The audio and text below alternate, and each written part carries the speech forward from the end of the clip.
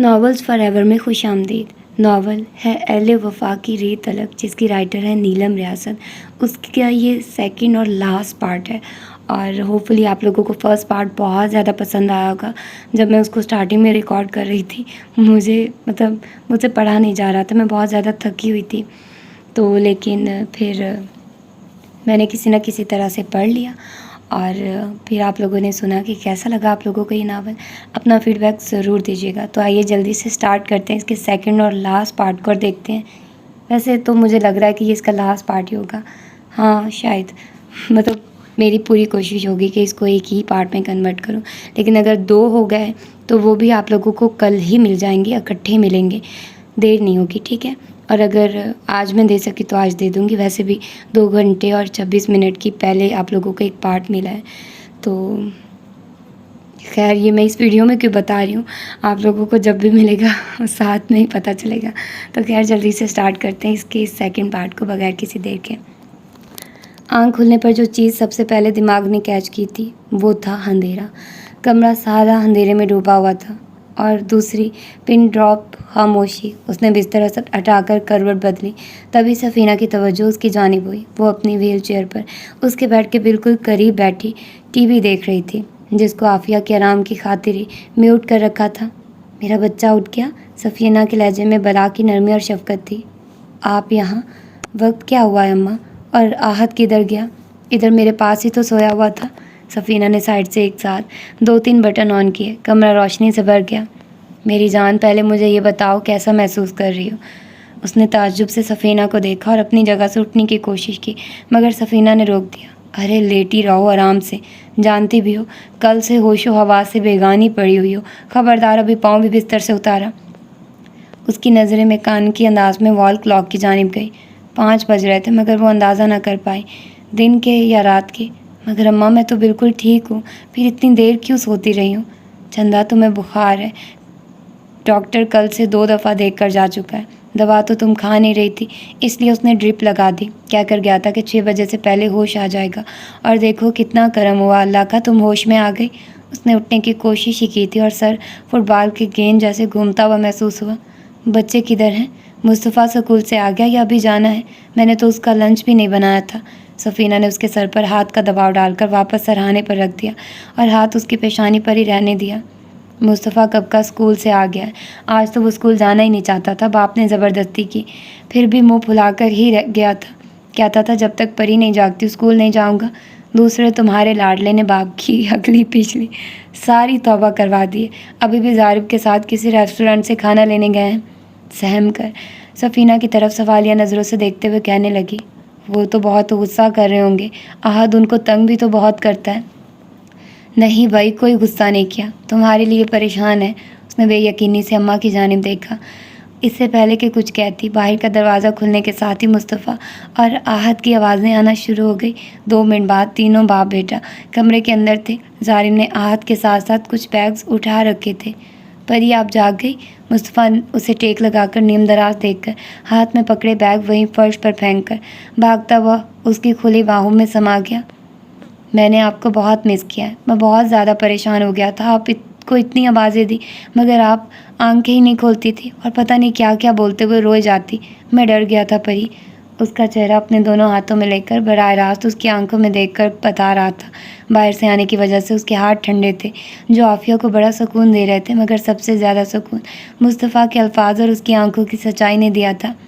اس کی اپنی آنکھوں میں جگنو جگمگا گئے۔ مصطفیٰ کو سینے سے لگا کر گہرا سانس خارج کیا اور اس کے کان میں سرگوشی کی۔ یہ دنیا کا خوبصورت ترین اظہار محبت تھا۔ And I missed you too. Mustafa یار اپنا وزن اوپر رکھو، کہیں محترمہ پھر سے بے ہوش ہوتی ہیں۔ زارب کی بات پر مصطفیٰ نے اٹھنا چاہا، مگر عافیہ نے اس کو مضبوطی سے اپنے ساتھ لگا رکھا تھا۔ آہد اس کو دیکھ کر رونے لگا۔ زارب نے اسے بھی عافیہ کے اوپر ہی ڈال دیا۔ مصطفیٰ اپنے ہاتھ دھو کر دادوں کے بھی دھلوا دو، میں کچن سے برتن لے کر آتا ہوں۔ زارب کمرے سے نکل گیا۔ سفینہ نے دوپٹے کے پلو سے اپنی آنکھیں صاف کی اور مسکراتے ہوئے ان تینوں کو دیکھا، جو اس طرح ایک دوسرے سے چمٹے ہوئے تھے جیسے نہ جانے کتنے سالوں کے بچھڑے ہوئے ملے ہوں۔ مصطفیٰ باتھ روم سے تولیہ گیلے پانی سے بھگو کر لے آیا۔ سفینہ نے ہاتھ پونچھنے کے بعد کھانا ڈش آؤٹ کیا۔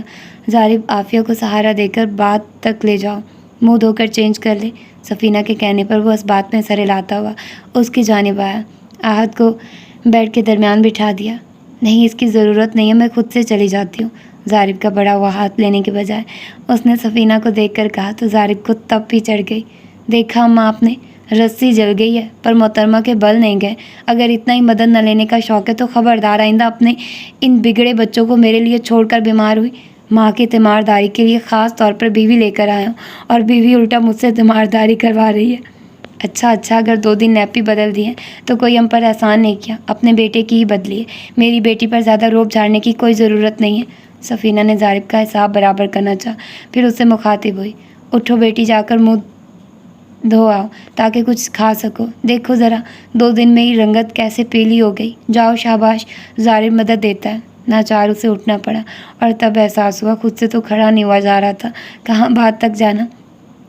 उसने ज़ारिब के बड़े हुए हाथ पर अपना हाथ रख दिया और अपने चेहरे पर पड़ने वाली ज़ारिब की नज़रों के साथ साथ उसके वजूद से उठती मशहूर कुन खुशबू को इग्नोर करती आगे बढ़ गई। ज़ारिब उसे बात तक छोड़कर खुद बाहर ही खड़ा हो गया। उसने मुंह हाथ धोकर खुले हुए बालों को जुड़े की शक्ल दी जो अब तक घोंसला बन चुके थे, कैचर में कैद करके दांत ब्रश करके बाहर आ गई।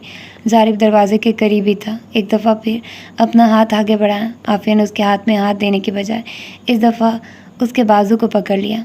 बेड के करीब आकर उसने ज़ारिब का बाजू छोड़ दिया और बेड पर पड़ा कंबल खींचकर तय करके एक साइड पर रख दिया। आहत को फर्श पर खड़ा करने के बाद बेड की चादर झाड़कर दोबारा से बिछा दी। सफ़ीना मना ही करती रह गई थी। इस सारे अमल के दौरान उसके ज़हन से एक बात महव रही, वो ये कि वो शायद ज़िंदगी में पहली बार किसी मर्द के सामने दुपट्टे के बगैर खड़ी थी और साथ ही साथ इस बात से भी लाइम थी, बिल्कुल उसी तरह जैसे वो ये नहीं जानती थी कि बेहोशी के दौरान क्या क्या बोलती रही है और किससे बोलती रही है।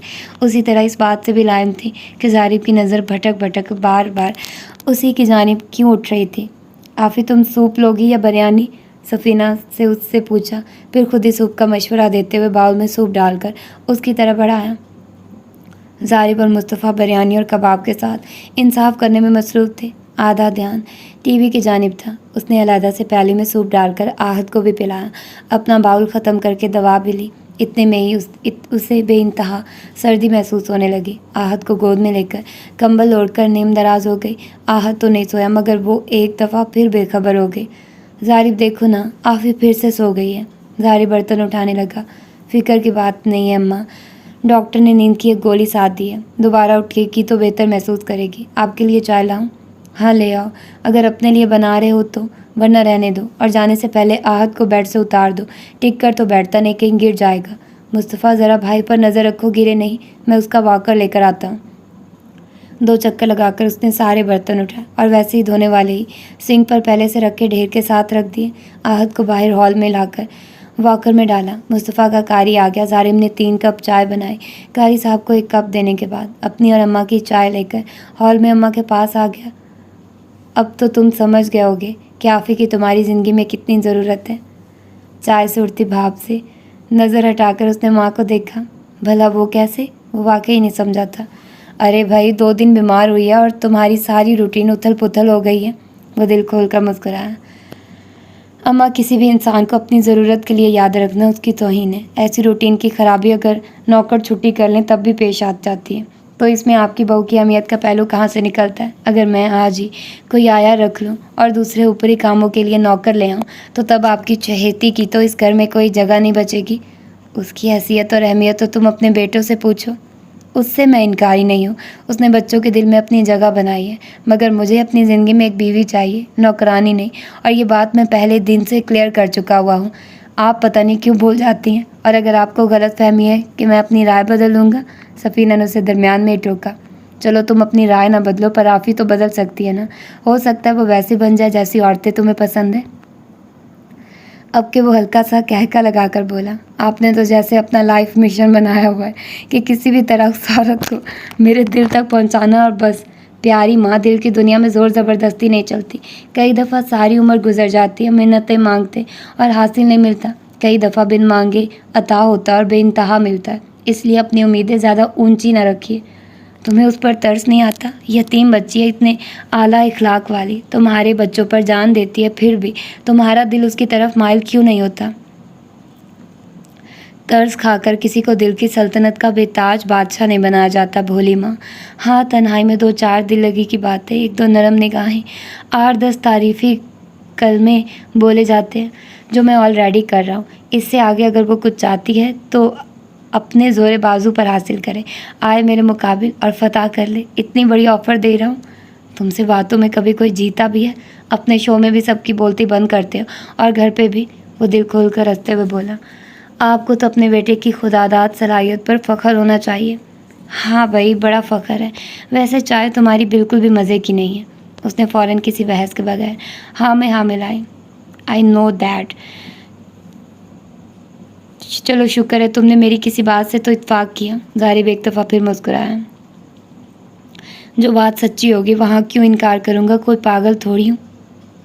बाय द वे अम्मा, I want to talk to you on a very serious note. हाँ बोलो। ज़ाहिर की नज़रें अपने वॉकर में खेलते हाथ पर थी। मैं चाहता हूँ आप ये घर आफिया के नाम कर दें।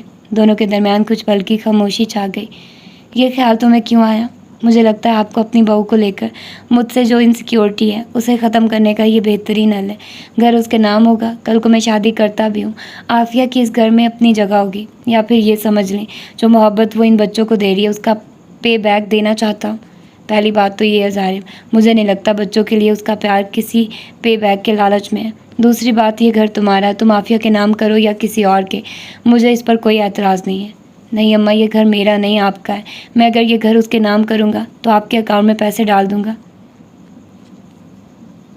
और वैसे भी अम्मा, मैं शादी करूँ आने वाली को ये घर आफिया को देने पर एतराज़ हो सकता है। मैं कोई नई जगह भी उसके नाम से ख़रीद सकता हूँ, पर मेरी ज़ाती राय ये है, इस जगह को वो अपना अब घर समझती है और जब मेरे बस में भी है तो क्यों ना दूँ। तुम्हारी बातों से तो लग रहा है शादी ज़रूर करोगे। साथी की ख्वाहिश होना कोई गुनाह तो नहीं है। चलो अच्छी बात है, फिर तो लड़की भी सोच रखी होगी। वक्त आने पर बता दूंगा, अभी तो मेरे शो का वक्त हो रहा है।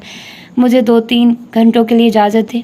जाते मैं चौकीदार की बीवी को इधर भेज दे जाता हूँ। फिक्र ना करें, जल्द आने की कोशिश करूँगा। सफ़ीना को लातादाद सोचे देकर खुद निकसिक साथ तैयार होकर निकल गया। बाहर हॉल से चौकीदार की बीवी और अम्मा की बातों की आवाज़ें आ रही थी और अंदर वो अपनी सिसकियों पर काबू पाने की कोशिश में बेहाल हो रही थी। सर दर्द बर्दाश्त से बाहर होती महसूस हुई तो साइड दराज पर रखी दवा में से 2 खुराक पानी के साथ एक दफ़ा में निकल ली। कानों में मुसलसल एक ही फिक्रा गूंज रहा था, साथी की ख्वाहिश होना कोई गुनाह तो नहीं, तो शादी ज़रूर करोगे। उसने खुद को बुरी तरह झिड़का। तुम्हारे साथ वो 7 जन्म साथ निभाने के वादे करके तो तुम्हें ब्याह करने लाया था, अपनी माँ के मजबूर करने पर ज़रूरत के तहत निकाह किया था। फिर तुम क्यों मर रही हो? रहने को इज़्ज़त वाली छत मिल रही है, क्या ये कम है? और जिनको अपने खूनी रिश्ते ना प्यार दें, उन्हें कोई दूसरा क्यों जानो दिल दे? इसलिए ये नाशुक्री की चादर उतार, हिम्मत पकड़ और उठकर अपनी जिम्मेदारियां पूरी कर। मुरव्वत में कोई सारी उम्र किसी को बैठा कर नहीं खिलाता। दोबारा आराम करने का इरादा नहीं था। घूमते हुए सर के साथ अलमारी से अपना साफ लिबास निकालकर नहाने घुस गई।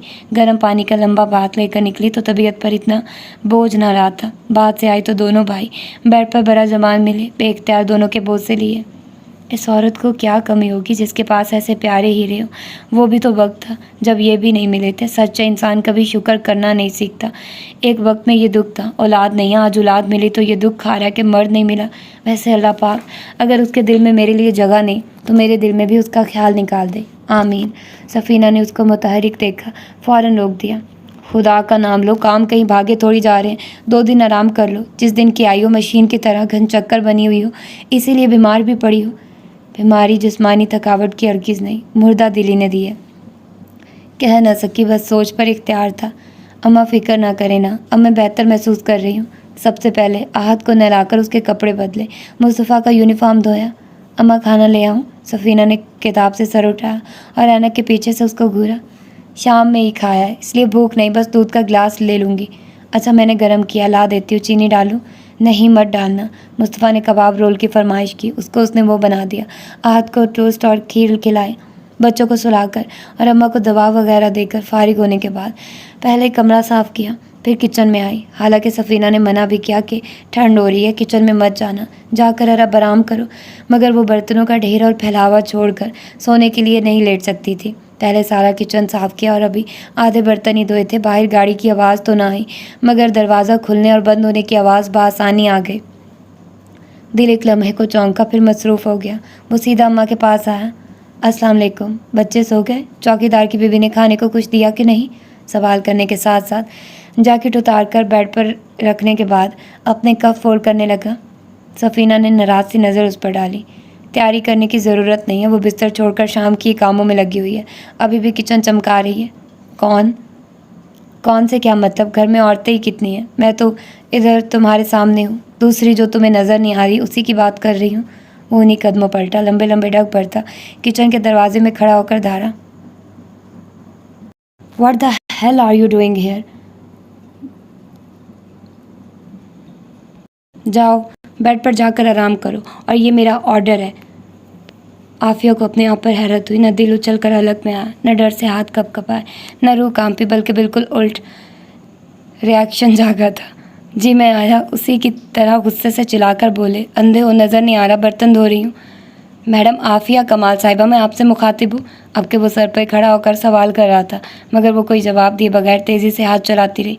उसकी तरफ देखा भी नहीं। ज़ाहिब अपनी जगह जी भर कर हैरान हुआ, बल्कि हैरत के मारे बुत बन गया। कितनी देर बाद आखिरी तसल्ली के तौर पर आफिया के हाथ से वो प्लेट लेनी चाहिए जिसे उस वक्त वो पानी के नीचे रखकर उस पर लगा साबुन धो रही थी। ना तो आफिया ने प्लेट पर अपनी गिरफ्त ढीली की, ना ही चेहरे के तासुरात बदले। ज़ाहिब की भौहें ऊपर होकर शूट कर गए। चंद सेकंड उसका चेहरा पड़ता रहा, फिर खुद ही प्लेट छोड़ दी और आराम से बोला,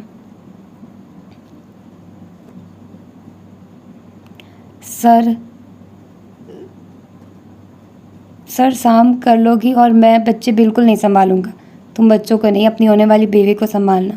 एक लम्हे को तो अपने अंदर से उठने वाली आवाज़ पर उसके अपने हाथ थम गए। फिर फ़ौरन से जो 2-4 गिलास कप बचे थे उन्हें भी ठिकाने लगाकर किचन से निकल आए। साहिब को खाने का भी नहीं पूछा। वो पहले ही जाकर सफ़ीना के बेड के पास रखी कुर्सी पर टांग जमाकर बैठा सारी सूरत हाल पर गौर व गौस कर रहा था। जब वो कमरे में आई, हाथ में एक कंबल था जिसे स्टोर रूम से निकाल कर लाई थी। अम्मा आपको कोई चीज़ चाहिए? नहीं, मगर तुम दवा लेकर सोना। कुछ खाना खाया? नहीं, भूख नहीं महसूस हो रही। और दवा मैंने सारी खा ली, और बची ही नहीं। वो तो पहले ही हरतों के पहाड़ तले बैठा था, अब सफीना का मुंह भी खुला रह गया। क्या मतलब 3 वक्त की दवा एक वक्त में खा ली? हाँ। उनका अगला सवाल भी फ़ौरन तैयार था, मगर क्यों? और उनमें तो नींद की गोलियां भी थी। बिस्तर पर पड़े रहने का दिल नहीं कर रहा था, और नींद वाली गोलियां मैंने निकाल दी थी। एक अभी खा कर आई हूँ, मगर कोई ख़ास काम नहीं करती है। अपनी बात पूरी करने के दौरान ज़ाहिब को मुकम्मल तौर पर इग्नोर किया, यूँ जैसे वहाँ अम्मा और आफिया के अलावा कोई तीसरा वजूद है ही नहीं। कंबल खोलकर सीधा किया, अम्मा के बराबर बेड पर लेटकर बोली, अच्छा अम्मा, शब्बा खैर। सर तक कंबल ताना और गायब हो गई। ज़ाहिब ने अम्मा की तरफ देखा और उन्होंने ज़ाहिब की तरफ। अगले लम्हे वो अपनी जगह से उठा, आफिया का सर तक ताना कंबल खींच कर चेहरे से हटाया। तुम्हारी याददाश्त के साथ कोई मसला तो नहीं? परसों मुस्तफ़ा के कमरे में घुसी हुई थी, आज इधर अम्मा को डिस्टर्ब करने लेट गई हो। अपने कमरे का रास्ता याद क्यों नहीं रहता? इस दफ़ा वो अपनी ज़बान पर कंट्रोल न रख पाई, तड़क कर बोली, क्योंकि ज़ाहिब साहब मेरा कोई कमरा है ही नहीं। आपके कमरे में आपको डिस्टर्ब करने से बेहतर है कि मैं अपनी माँ को ही डिस्टर्ब कर लूँ। और वैसे भी कल को जब आपकी बीवी आएगी तब आप खुद मुझे हाथ पकड़कर अपने कमरे से निकालते बेहतर है। मैं खुद ही निकल आई। उसके साथ ही कंबल वापस ओढ़ लिया। अम्मा इसको समझा ले, वरना अच्छा नहीं होगा। मेरे आने वाली बीवी की इंसल्ट कर रही है। मैं क्यों अपनी जाने जिगर को ऐसे कमरे में रखूँगा जहाँ उसके बच्चे की गंदी नैपियाँ बदली जाती हैं और हर तरफ बुखार के जरासीम बिखरे पड़े हूँ। मैं उसके लिए उसकी शान शान घर बनाऊँगा। साहिब की बात ने तो इतनी आग लगाई कि उसने कंबल चेहरे से हटाया और उठकर बैठ गई। हाँ तो कौन रोक रहा है आपको? किसने पाँव पकड़े हैं? किसने मिन्नतें की हैं? जाइए, बल्कि अभी जाइए अपने जाने जिगर के पास। देख रही हैं आप, ये मेरे साथ किस कदर बदतमीज़ी के साथ बात कर रही है, और आप इसको बड़ा अच्छा और मासूम समझती हैं। मैं नहीं कहता था कि ये सब ड्रामे कर रही है, एक दिन अपना असल रूप दिखाएगी। और अब देख लिया आपने, आज मेरे साथ ऐसे मुंह मारी कर रही है, कल को आपके साथ करेगी। आपकी तो पसंदीदा बहू है, आप माफ़ भी कर देंगी, मगर मैं हरगिज़ माफ़ नहीं करूँगा अगर उसने मेरी बीवी के साथ ऐसा कोई रवैया रखा। सदमे के मारे वो कितनी देर कोई जवाब ही ना दे सकी। भरपूर कोशिश करके अपने आंसुओं का रास्ता रोकती रही। जब थोड़ी कामयाबी हुई तो बोली, कोशिश कीजिएगा वो मेरे सामने ही ना आए। बात तो कोई नहीं करूँगी, पर हो सकता है उसको जान से ज़रूर मार दूँ। अगर तुम मुझे अंडर प्रेशर करना चाह रही हो ना कि तुम्हारे डर से शादी नहीं करूँगा, तो महज वक्त ज़ाया कर रही हो। आप मेरी बला से कल करते आज करे, मगर मुझे तो सोने दें। वापस कंबल के अंदर ظالم نے اس کے سر کو گھورا، پھر ماں کی طرف جتاتی نظروں سے دیکھا، جنہوں نے نظروں سے ہی کہہ دیا یہ ہوئی نا بات، پر زبان سے بولی ظالم اس کی طبیعت ٹھیک نہیں ہے، اب اس کو مزید تنگ نہ کرو، جا کر سو جا۔ وہ اسی وقت تابیداری کے ساتھ دروازے کی جانب بڑھ گیا۔ عافیہ نے کمبل کے اندر ہی دروازہ کھلنے اور پھر بند ہونے کی آواز سنی۔ سارا ضبط جواب دے گیا تھا۔ آنسو رکنے کا نام ہی نہ لے رہے تھے۔ سفینہ کی آواز آئی جو کہہ رہی تھی اپنی مرضی سے یہاں آئی ہو تو اب رونا کیوں آ رہا ہے؟ سسکیوں کو انڈر کنٹرول کرتی ہوئی بامشکل بولی کب رو رہی ہوں؟ سفینہ نے کسی کے اشارے پر دوبارہ پوچھا۔ عافیہ تمہیں اتنا رونا آ کیوں رہا ہے؟ مجھے خود نہیں علم اماں، کیوں پر دل کرتا ہے اتنا رو کے مر ہی جاؤں۔ اماں کیا تھا اگر آپ کے بیٹے کے دل میں تھوڑی سی جگہ میرے لیے بھی ہوتی، جو ابھی آئی نہیں، وہ جانے جگر اور میں فقط آپ کی بہو۔ یہ کہاں کا انصاف ہے؟ انسان کسی کے دل میں ڈیرے ڈال کر بیٹھ جائے اور خود اپنے دل کے دروازے بھی اگلے پر بند کر دے۔ ویسے اپنے شو میں بڑی انصاف اور سچائی کی باتیں کرتے۔ اپنے جوش میں اٹھ کر بیٹھ کر سفینہ کی جانب مڑی تھی، مگر دروازے کے قریب رکھی کرسی پر پولائٹ بلو جینس کی شرٹ اور کالے ڈریس ٹراؤزر میں ٹانگ پر ٹانگ جمائے، ایک ہاتھ گال کے نیچے رکھ اور دوسرا کرسی کے بازو پر رکھ، بڑے اعتماد، توجہ اور سنجیدگی سے نہ صرف اسے سن رہا تھا بلکہ اب دیکھ بھی رہا تھا۔ دونوں کی نظریں ملی تو وہ اسی سنجیدگی سے بولا نہیں خیر، اب میں اتنا بھی ظالم نہیں ہوں، صرف اماں کی بہو ہی نہیں، تمہیں اپنے بچوں کی ماں بھی مان گیا ہوں، اس سے زیادہ کیا چاہتی ہو؟ شرمندگی کے مارے اس کو سانپ سونگھ گیا۔ کیا وہ کمرے سے گیا نہیں تھا؟ جی چاہا چلو پر پانی میں ڈوب مرے۔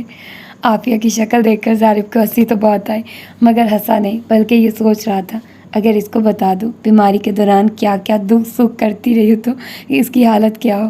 ہاتھ جھاڑتا ہوا اٹھ کر کھڑا ہوا۔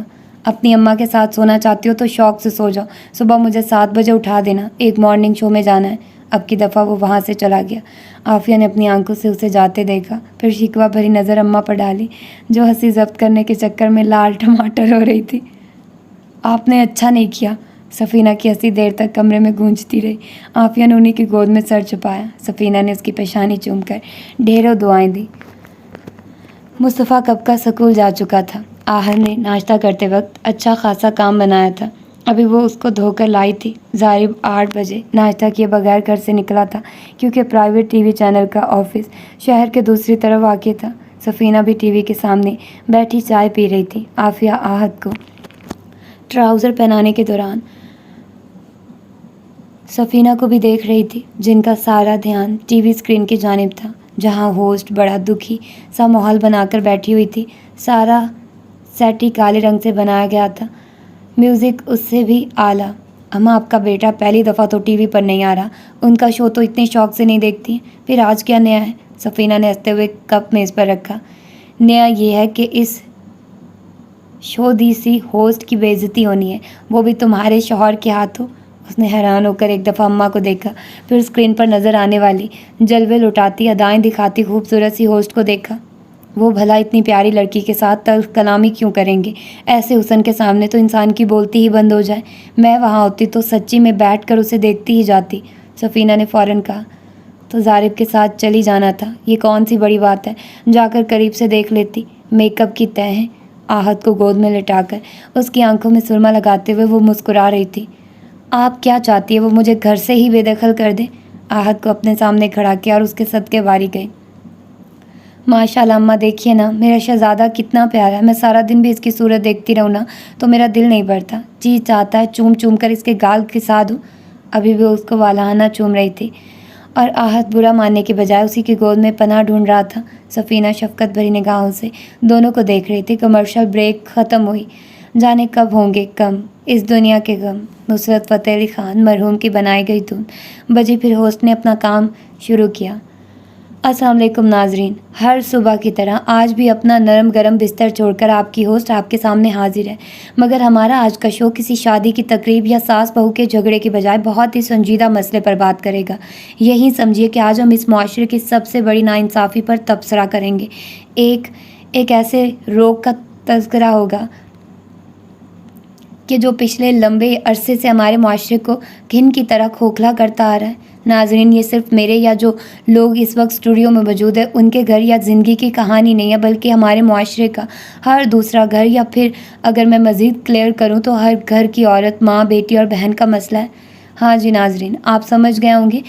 اپنے آج کے شو میں ہم بات کریں گے مردوں کی برتری کی۔ جیسے کہ آپ میں ہم سب واقف ہیں، پاکستان از میل ڈومیننٹ سوسائٹی، جہاں پر عورتوں کے حقوق ہمیشہ مارے گئے، چاہے ہم تعلیمی میدان کی بات کریں، گورنمنٹ سیکٹر کی بات کریں، میڈیا کی بات کریں، نوکریوں کو دیکھ لیں، ہر طرف ہر شعبے میں مردوں کی حکمرانی ہے۔ یہاں تک کہ گھروں میں جو فیصلے عورتوں کے لیے کیے جاتے ہیں ان میں بھی ان کو دودھ میں سے مکھی کی طرح نکال باہر کیا جاتا ہے۔ نہ تو عورت کا وجود کوئی اہمیت رکھتا ہے، نہ اس کی سوچ، اس کی شخصیت کی کوئی اہمیت ہے۔ ایک بے زبان جانور کی طرح ساری زندگی اس کو ڈیک کیا جاتا ہے۔ اسی معاشرتی زیادتی پر بات کرنے کے لیے ہمارے پاس قابل احترام مہمان گرامی موجود ہیں، جن میں سمیرہ اکرام صاحبہ ہماری ہر دل عزیز، سب کی جانی پہچانی اور پسندیدہ بیوٹیشین ہیں۔ ساتھ میں فیشن ڈیزائننگ بھی کرتی ہیں، نہ صرف پاکستان میں بلکہ انٹرنیشنل لیول پر کام کرتی ہیں۔ میم، ہم آپ کو اپنے شو میں خوش آمدید کہتے ہیں۔ ان کے ساتھ تشریف فرما ہے رابعہ ابصار صاحبہ۔ آپ کا تعلق پار لا سے ہے، بیرسٹر ہیں، کافی مشکل کیس آپ نے جیتے ہوئے ہیں۔ خاص کر آپ کی ہمارے وکٹم کو مشورے سے نوازیں گی کہ کیسے وہ اپنے ظالم شوہر اور سسرالیوں سے نپٹے۔ Ma'am, it's pleasure to have you on the show. آپ کے ساتھ بیٹھی ہیں صوبیہ حکیم، ان سے بھی آپ سبھی واقف ہیں۔ آپ ایک NGO کی روح رواں ہیں اور ان کا ادارہ معاشرے کی 27 مظلوم و ناتواں عورتوں کے لیے بہت سا کام کر چکا ہے اور مزید جاری ہے، جن پر یہ خود روشنی ڈالیں گی۔ Welcome to our show Sobia ji. At the last we have a handsome personality. کون نہیں جانتا ان کو؟ جب بولتے ہیں تو کہیں کے دلوں پر سچائی کی چھری چلاتے ہیں، کہیں کے دل پر اپنے زبردست لب و لہجے کا اثر چھوڑتے ہیں۔ اگر آپ کبھی ان کے فیس بک پیج کا ایک چکر لگائیں تو ان کی مقبولیت کا اندازہ کر سکیں۔ لڑکیوں کی جانب سے خاص کر کیسی کیسی آفرز آتی ہیں، آج موقع ملا تو ان سے براہ راست پوچھیں گے۔ The one and only mister Zohaib Sial. Sir, میں بتا نہیں سکتی کتنی خوش ہوں جب پروڈیوسر صاحبہ نے بتایا کہ آپ کو انوائٹ کیا گیا۔ میرے تو سن کر یہ ہاتھ پیر پھول گئے، کیونکہ آپ تو سیاست دانوں کے پسینے چھڑا دیتے ہیں، ہماری کیا حیثیت ہے؟ تب سے چہرے پر مسکراہٹ سجا کر سننے والا اب بھی دھیمے سے مسکرا کر بولا، اتنا بھی بھاؤ بلا بنا کر اپنی آڈینس کے سامنے پیش نہ کریے مس زریاب۔ پہلے ہی میل ڈومیننٹ سوسائٹی کو ریپرزینٹ کرنے کو اتنے بڑے اسٹوڈیو میں میوزیشینز کے بعد میں اکیلا مرد موجود ہوں۔ As you can see already how much to face pressure۔ سارے ہال میں کہہ کے گونج گئے۔ بڑے مزے سے وہ اس کے منہ پر کھلا تماچا مار گیا تھا۔ زریاب کے گالوں کی سرخی ایک دم بڑھی۔ دیکھ لیا ناظرین، پہلا فکرہ پسینے چھڑا گیا۔ آگے چل کر میرے ساتھ نہ جانے آج کیا ہونے جا رہا ہے۔ خیر، ملیے ہماری آج کی وکٹم سے۔ ہوسٹ نے آگے آدھا گھنٹہ لگایا کہ کیسے مریم اور آفانہ بی بی معاشرے میں مرد کی برتری کی وجہ سے مظالم کا شکار ہوئی تھی۔ تمام مہمانوں نے بھی کھل کر اپنے دلوں کی بھڑاس نکالی۔ کئی دفعہ تو ہوسٹ کی آنکھیں نم ہوئی، بیچاری نے کئی ٹیشو پیپر ضائع کیے، کاجل پھیل جاتا تو بار بار میک اپ آرٹسٹ کو آ کر درست کرنا پڑتا۔ سارے ہال میں چہمگوئیاں ہو رہی تھیں، ان میں صرف ایک انسان اپنے ضبط کو آزما رہا تھا۔ بریک کے دوران تمام مہمان خواتین نے اپنے ملبوسات اور جیولری پر تبصرہ کیا، دانتوں پر لگی لپسٹک اتاری۔ وہ بیداری سے اٹھ کر ایک طرف بیٹھے میوزیشینز کی طرف آ کر بڑی معصوم سی شکل بنا کر بولا، یار تم لوگوں کا حوصلہ ہے، جو ہر صبح یہ سب برداشت کرتے ہو۔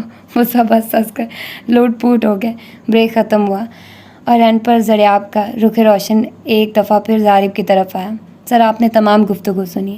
ہمارے مہمانوں کے علاوہ آڈینس سے ملنے والے سوال، شکوے، غم و غصہ جو کہ اللہ کی اس کمزور اور بے بس مخلوق جس کو عورت کا نام دیا گیا ہے اس کے ساتھ جس طرح کا سلوک ہمارے معاشرے میں روا رکھا گیا ہوتا ہے، آج کی ساری گفتگو اسی کے متعلق تھی۔ پلیز آپ بھی ہمیں اپنی قیمتی رائے سے نوازیں۔ اس نے ایک نظر براہ راست کیمرے کی آنکھ میں دیکھا، ہوسٹ کو مخاطب کیا۔ مس زریاب، پہلی بات تو یہ کہ میں اس فضول سی بات پر یقین ہی نہیں رکھتا کہ عورت کمزور اور بے بس مخلوق۔ میں تب سے یہاں بیٹھا یہی سوچے جا رہا ہوں، کیسے آپ خود عورت ہونے کی بجائے اپنی طاقت اپنے اصل سے ہی ناواقف ہیں۔ عورت کو اگر آپ کمزور بول رہی ہیں، یہ سمجھتی ہیں، تو یہ ایک انتہا درجے کی احمقانہ اور جاہلانہ سوچ ہے جس کا حقیقت سے کوئی تعلق نہیں۔ دوسری بات، آپ کا آج کا topic, it's 2015 madam, do you even know on your society? اور کس قدر بھونگا مذاق ہے، آپ یہاں میل ڈومینیشن پر بات کر رہی ہیں۔ وہ شروع ہو چکا تھا، اب ہوش سے کسی مہمان میں جرت نہیں تھی کہ ٹوک بھی سکتا۔ جبکہ شو کی ہوسٹ ایک عورت، شو کی پروڈیوسر ایک عورت، شو کی مہمان 4 خواتین. اور کیا یہ گھر میں زبردستی قید کر لے رکھی گئی ہوئی اور خواتین ہیں؟ نہیں جی، چاروں کی چاروں ہائیلی ایجوکیٹڈ اور پھر کریئر وومن ہیں، اپنی اپنی فیلڈ میں ایک نام رکھتی ہیں. آپ کے ملک میں عورت پائلٹ ہے، آپ کے ہسپتالوں میں لیڈی ڈاکٹرز کی بھرمار ہے، آپ کے تعلیمی اداروں میں انگنت خواتین اساتذہ ہیں. آپ کے ملک میں خواتین رائٹرز کتنی ہیں، ان کی تعداد کا کسی کو اندازہ ہی نہیں.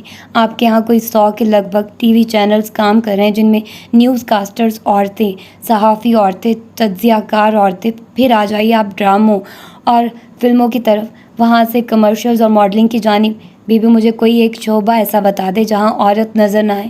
اور بات کر رہی ہیں آپ میل ڈومینیشن کی، آپ کے بینکوں میں عورتیں، آپ کی ہر صوبائی اسمبلی اور اس کے بعد قومی اسمبلی میں عورتیں، ہر سیاسی پارٹی میں عورتیں، دنیا کی پہلی خاتون وزیر اعظم آپ کے ملک کی شہری.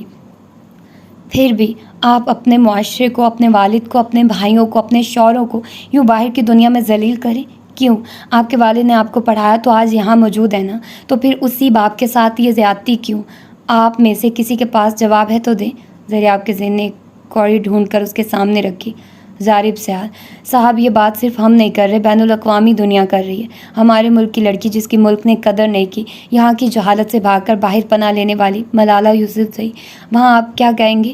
اب کی بار وہ ہنس پڑا. What a joke, what a bloody joke. ایک لڑکی کو وجہ بنا کر ساری دنیا کے لوگ آپ کو جوتے مار رہے ہیں. کیا آپ کو اس پر فخر محسوس ہو رہا ہے؟ نہ جانے کہاں کہاں کس کس ملک میں اس لڑکی نے کھڑی ہو کر یہ بات بولی ہے کہ میرا تعلق ایک ایسے ملک سے ہے جہاں لڑکیوں کو پسند نہیں کیا جاتا، جہاں لڑکیوں کے تعلیم کو معیوب جانا جاتا ہے، جہاں لڑکیوں کو اظہار رائے کی آزادی نہیں. ایسے بے حس اور بزدل معاشرے کی دلیر اور بہادر لڑکی ملالہ یوسفزئی، جس کو اس کے ملک کے خلاف بولنے کے پیسے اور عزت ملی. ٹو بی ویری آنیسٹ، ایسا نام اور ایسی عزت اللہ کسی دشمن کو بھی نہ دے. آپ کبھی جائیں نا پنجاب بورڈ یا سندھ یا کسی بھی صوبے کے کالجوں اور یونیورسٹیز کا ٹرن آؤٹ دیکھیے، پھر مجھے بتائیے گا کہ میرے ملک میں لڑکی کو لڑکے کے برابر تعلیم مل رہی ہے یا نہیں. اب میں آپ کو ایک اور پوائنٹ کلیئر کر دوں. جن خواتین کو آپ نے یہاں میل ڈومینیشن کا وکٹم بنا کر بٹھایا، وہ ڈومیسٹک ابیوز کی وکٹم ہے. اور ان دونوں ٹرمز میں زمین آسمان کا فرق ہے. ڈومیسٹک ابیوز کے وکٹم آپ کو امریکہ میں بھی ملیں گے، جاپان میں ملیں گے، UK میں ملیں گے. دنیا کے ہر ملک میں ایسے کیسز نظر آتے ہیں اور کوئی بھی ان سوسائٹیز کو میل ڈومیننٹ نہیں بولتا. ان مسائل سے اگر چھٹکارا چاہتے ہیں تو اپنے بچوں کو تربیت دیں. Let's be honest. نمبر 1 کہ یہ ڈومیسٹک ابیوز کے پیچھے، ہمارے معاشرے میں 99% کیسز کے پیچھے آپ کو عورت ہی کا کردار نظر آئے گا. ساس کی شکل میں، ماں کی شکل میں، نند کی شکل میں، سالی کی شکل میں، بہو کی شکل میں. سارے مسائل کے پیچھے کہیں نہ کہیں آپ کو عورت ہی نظر آئے گی. تو کنفرم ہو گیا، آج کا ہمارا مرد بالکل بھی ڈومینیٹ نہیں کر رہا. دوسری بات یہ ہے، میں اپنی ماں کا اکلوتا بیٹا ہوں. میرے والد صاحب کا انتقال میری چھوٹی عمر میں ہو گیا تھا، اس لیے میری ساری پرورش، میری تربیت میری ماں نے کی ہے. اور یقین مانیے، نہ وہ کالج گئی نہ وہ یونیورسٹی، پھر بھی اتنی با اختیار، بااصول اور مضبوط عورت ہے کہ آج بھی میری غلطی پر وہ میری عزت 2 کوڑی کی کر دیں. ہو سکتا ہے جوتا اٹھا کر ظالم سیال کی ساری اکڑ نکال دیں. آج میری مضبوطی کے پیچھے میری ماں ہے، میرے اس اعتماد کے پیچھے میری ماں ہے. ظالم کو ظالم بنایا اس کی ماں نے ہے. اس لیے اگر کوئی مجھے یہ بولے کہ عورت کمزور ہے تو مجھے مذاق ہی لگے گا، وہ بھی انتہائی 3rd کلاس. میں بنیادی طور پر ایک زمیندار آدمی ہوں. اپنی آنکھوں سے میں نے اپنے کھیتوں میں کام کرتی ایک عورت دیکھی تھی. گندم کی کٹائی کرتے دوران اس کے گھر بچے کی پیدائش ہوئی. کپڑے میں لپیٹ کر بچہ گھر لے گئی، اگلے دن پورے وقت سے کام پر تھی. ایسے واقعے کا چشمدید گواہ کیسے مان لے کہ عورت کمزور ہے؟ آپ چند ایک ناخوشگوار واقعات کو لے کر اپنے پورے معاشرے پر ٹیگ نہیں لگا سکتے. مرد چاہے جتنا بھی بڑا سورما بن جائے، جتنا مرضی بڑا پھنے کھاں، یہ مت بھولیے پیدا وہ عورت کی کوکھ سے ہوا ہے، اور اسی عورت کو اللہ نے اختیار دیا ہوا ہے. اور اپنی شفقت سے، اپنی محبت سے اس چھوٹے سے چڑی کے بوٹ کی تربیت کر کے اس کو ایک چھاؤں دینے والا تناور درخت بنائے. اس کی گھٹی میں عورت کی عزت کرنا ڈالے گی تو یقین کرے معاشرہ امن کی تصویر ہوگا. ہمارا معاشرہ نا انصافی کا شکار ہے. ہمارے یہاں کا فیملی سسٹم بالکل ختم ہو گیا ہے. مگر اس کے پیچھے بھی عورت کا اپنا ہاتھ ہے. جب اپنے بچے کے لیے کھانا بناتے وقت سازش، نفرت، عداوت کی باتیں سوچ رہی ہوگی تو کیسے وہ نوالے بچے کے ذہن میں محبت کی فصل اگائیں گے؟ جب میاں بیوی اور اپنے بچوں کے سامنے اپنے بہن بھائی کے لیے نفرت اور سازشی بات کریں گی، ان کی اولاد کبھی بھی اپنے بہن بھائی سے محبت نہ کرے گی. ہر طرف خود غرضی کی اجارہ داری رہ جائے گی. یاد رکھیے، ہم نے وہی فصل کاٹنی ہے جو ہم نے اپنے ہاتھوں سے لگانی ہے. اگر ہم گنا لگاتے ہیں تو کھیت سے چاول نہیں نکلتا، گنا ہی نکلتا ہے. میں نے آپ کا بہت سا وقت لے لیا، مگر ایک آخری پیغام میں تمام ان لوگوں کو دینا چاہوں گا جو کسی بھی طرح کہیں بھی غلط انسانی رویوں کی وجہ سے تکلیف اٹھا رہے ہیں، چاہے وہ کوئی مرد ہے یا عورت. یہ جو کمزوری اور بزدلی کے لباس میں خود کو چھپایا ہوا ہے نا، یہ لباس یہ ثابت نہیں کرتا کہ تمہارا واسطہ کسی زور آور سے پڑا ہے. یہ لباس یہ ظاہر کرتا ہے کہ تم نے میدان میں اترے بغیر ہار مان لی. ظلم کے خلاف چپ رہنے سے بڑا ظلم اور کوئی نہیں.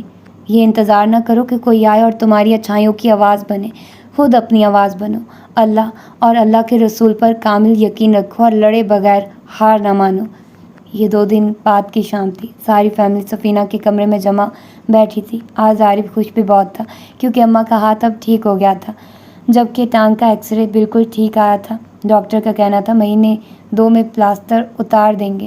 ظالم ماں کے ساتھ بیڈ کی بیک سے ٹیک لگا کر بیٹھا ہوا تھا. مصطفیٰ پاؤں کی طرف لیٹا ہوا تھا. احد اپنی ماں کے ساتھ صوفے پر موجود تھا. درمیان میں جب جی چاہتا صوفے سے بیڈ پر آتا، پھر بیڈ سے صوفے پر جاتا. اس وقت بھی کوئی چوتھی دفعہ سفینہ نے ظارف کی توجہ ٹی وی سے ہٹا کر احد کی طرف کروائی تھی. ظارف ہاتھ بڑھانا آ رہا ہے، کہیں گر نہ جاؤ. اس نے جھنجھلا کر نظریں احد کی بجائے عافیہ پر گاڑی. پر یار کیا مصیبت ہے، تم بھی ادھر بیڈ پر بیٹھ جاؤ. میرا بیٹا بیچارہ دادی اور ماں کے درمیان بھاگ بھاگ کر تھک جائے گا. کل کو اس کی بیوی آئی تب تم تینوں اس کا کیا حال کرو گی؟ مجھے ابھی سے سوچ کر تشویش ہو رہی ہے. وہ اس کو گھورتی ہوئی صوفے سے اٹھی اور مصطفیٰ کے قریب لیٹ گئی. بولی کچھ نہیں کیونکہ اس کا سارا دھیان ٹی وی پر لگی فلم ریئل اسٹیل کی جانب تھا. یہاں میکس ایٹم کو کیچڑ میں سے نکالنے میں مصروف تھا. دوسری طرف احد اب ایک دفعہ عافیہ پر گرتا، دوسری دفعہ ظارف پر گرتا، تیسری دفعہ اماں پر گرنے لگتا تو ظارف تھام لیتا. اوہ یار تیری بریکیں فیل کیوں ہیں؟ میں اپنی ماں کے ساتھ آرام سے بیٹھا ہوا، تم بھی اپنی ماں کے پاس سکون سے کیوں نہیں بیٹھ جاتے؟ عافیہ اپنی جگہ سے اٹھ گئی. لائیے اس کو مجھے دے، اس کے سونے کا وقت ہے، میں اس کو سلا کر آتی ہوں. سفینہ نے روکنا چاہا. رہنے دو عافیہ، یہ ظارف تو ایویں ہی شور مچا دیتا ہے. وہ احد کو اٹھا کر اب بیڈ کے قریب اپنی چپلیں ڈھونڈ رہی تھی. نہیں اماں، جتنا ماشاءاللہ احد کا وزن ہے آپ کی ٹانگ پر گرا تو بڑا نقصان کرے گا، اور اگر ابھی یہ نہ سویا تو 1-2 بجے سے پہلے اس کو نیند نہیں آنی. سفینہ نے نثار ہوتی نظروں سے بہو کم بیٹی کو دیکھا. نیوی بلو گرم سوٹ کے اوپر سلور ایپلک لگی ہوئی تھی جس میں اس کی سرخ و سفید رنگت اور بھی شاداب نظر آ رہی تھی. لمبی چوٹی ناگن کی طرح کمر پر لٹکتی رہتی اور وہ اپنے حسن سے بے نیاز مگن تھی. کمرے سے نکلنے سے پہلے اس نے مصطفیٰ کے بالوں میں ہاتھ بھرا. مصطفیٰ جانو 8:30 ہو گئے، سونے کا وقت نکل رہا ہے، بس 9 بجے تک ٹی وی دیکھ لو، باقی جو مووی بچ جائے گی صبح دیکھ لینا. مصطفیٰ نے بیچارہ سا منہ بنایا. پری کل چھٹی ہے، ساری فلم ابھی دیکھنے دینا. بالکل بھی نہیں، بس 9 بجے سے زیادہ نہیں جاگنا. اگر نہیں منظور تو ابھی ٹی وی بند کر دوں گی. وہ ٹی وی کی جانب بڑھی تھی. مصطفیٰ اور ظارف دونوں نے شور مچا دیا. ارے 9 بجے تک تو دیکھنے دو. اس نے ظارف کی بات پر اماں کو ریموٹ پکڑا دیا. یہ لے اماں، اب آپ ہی انچارج ہیں. باہر جاتی ہے مصطفیٰ نے آواز لگائی. پری میں آج دادوں کے ساتھ سو جاؤں؟ کیوں نہیں میری جان، ضرور سو جاؤ. ظارف نے فوراً نفی کی. بالکل بھی نہیں، سوتے میں اماں کی ٹانگ دکھائے گا. سفینہ نے ظارف کی نفی کی. اتنا بڑا بیڈ ہے اور میرا مصطفیٰ تو سوتے میں بالکل بھی اپنے باپ کی طرح دولتیں نہیں مارتا. عافیہ دروازے میں ہی رکی ہوئی تھی. ہنستے ہوئے پوچھا. اماں آپ ان کو گھوڑا کہہ رہی ہیں یا گدھا؟ سفینہ اور مصطفیٰ دونوں بھی ہنس رہے تھے عافیہ کے سوال کے جواب میں. ماں سے پہلے وہ خود براہ راست بیوی کی نظروں میں گہرائی تک دیکھتے ہوئے بولا. میں بتاؤں کیا کہہ رہی ہیں؟ وہ نفی میں سر ہلاتی وہاں سے نکل گئی. کچن سے احد کا فیڈر لیا. اپنے کمرے میں نائٹ بلب آن کر کے مین بلب بند کرتے ہوئے احد کو لے کر لیٹ گئی. اس کے فیڈر پینے کے دوران اس کے بالوں میں انگلیاں پھیرتی، کبھی اس کا منہ چومتی، کبھی پاؤں چومتی، کبھی ہاتھ چومتی، ساتھ ساتھ کچھ گا رہی تھی. ہمیں غم زدہ دیکھ کر یہ وہ بولے، ہمارا ہے تو بے سہارا نہیں ہے، ہو رسوائی تیری آنکھ نم ہو، تیرے یار کو یہ گوارا نہیں ہے. احد سو گیا تو اس پر رضائی برابر کر کے واپس کچن میں آئی. ٹی وی کی آواز اب نہیں آ رہی تھی، جس کا مطلب تھا کہ 9 بج چکے تھے۔ اس جگ میں دودھ ڈالا، ساتھ میں 2 گلاس رکھ کر اماں کے کمرے میں آئی جہاں ظارف غائب تھا۔ دونوں دادی پوتا لیٹے وہ مزے سے باتوں میں مصروف تھے۔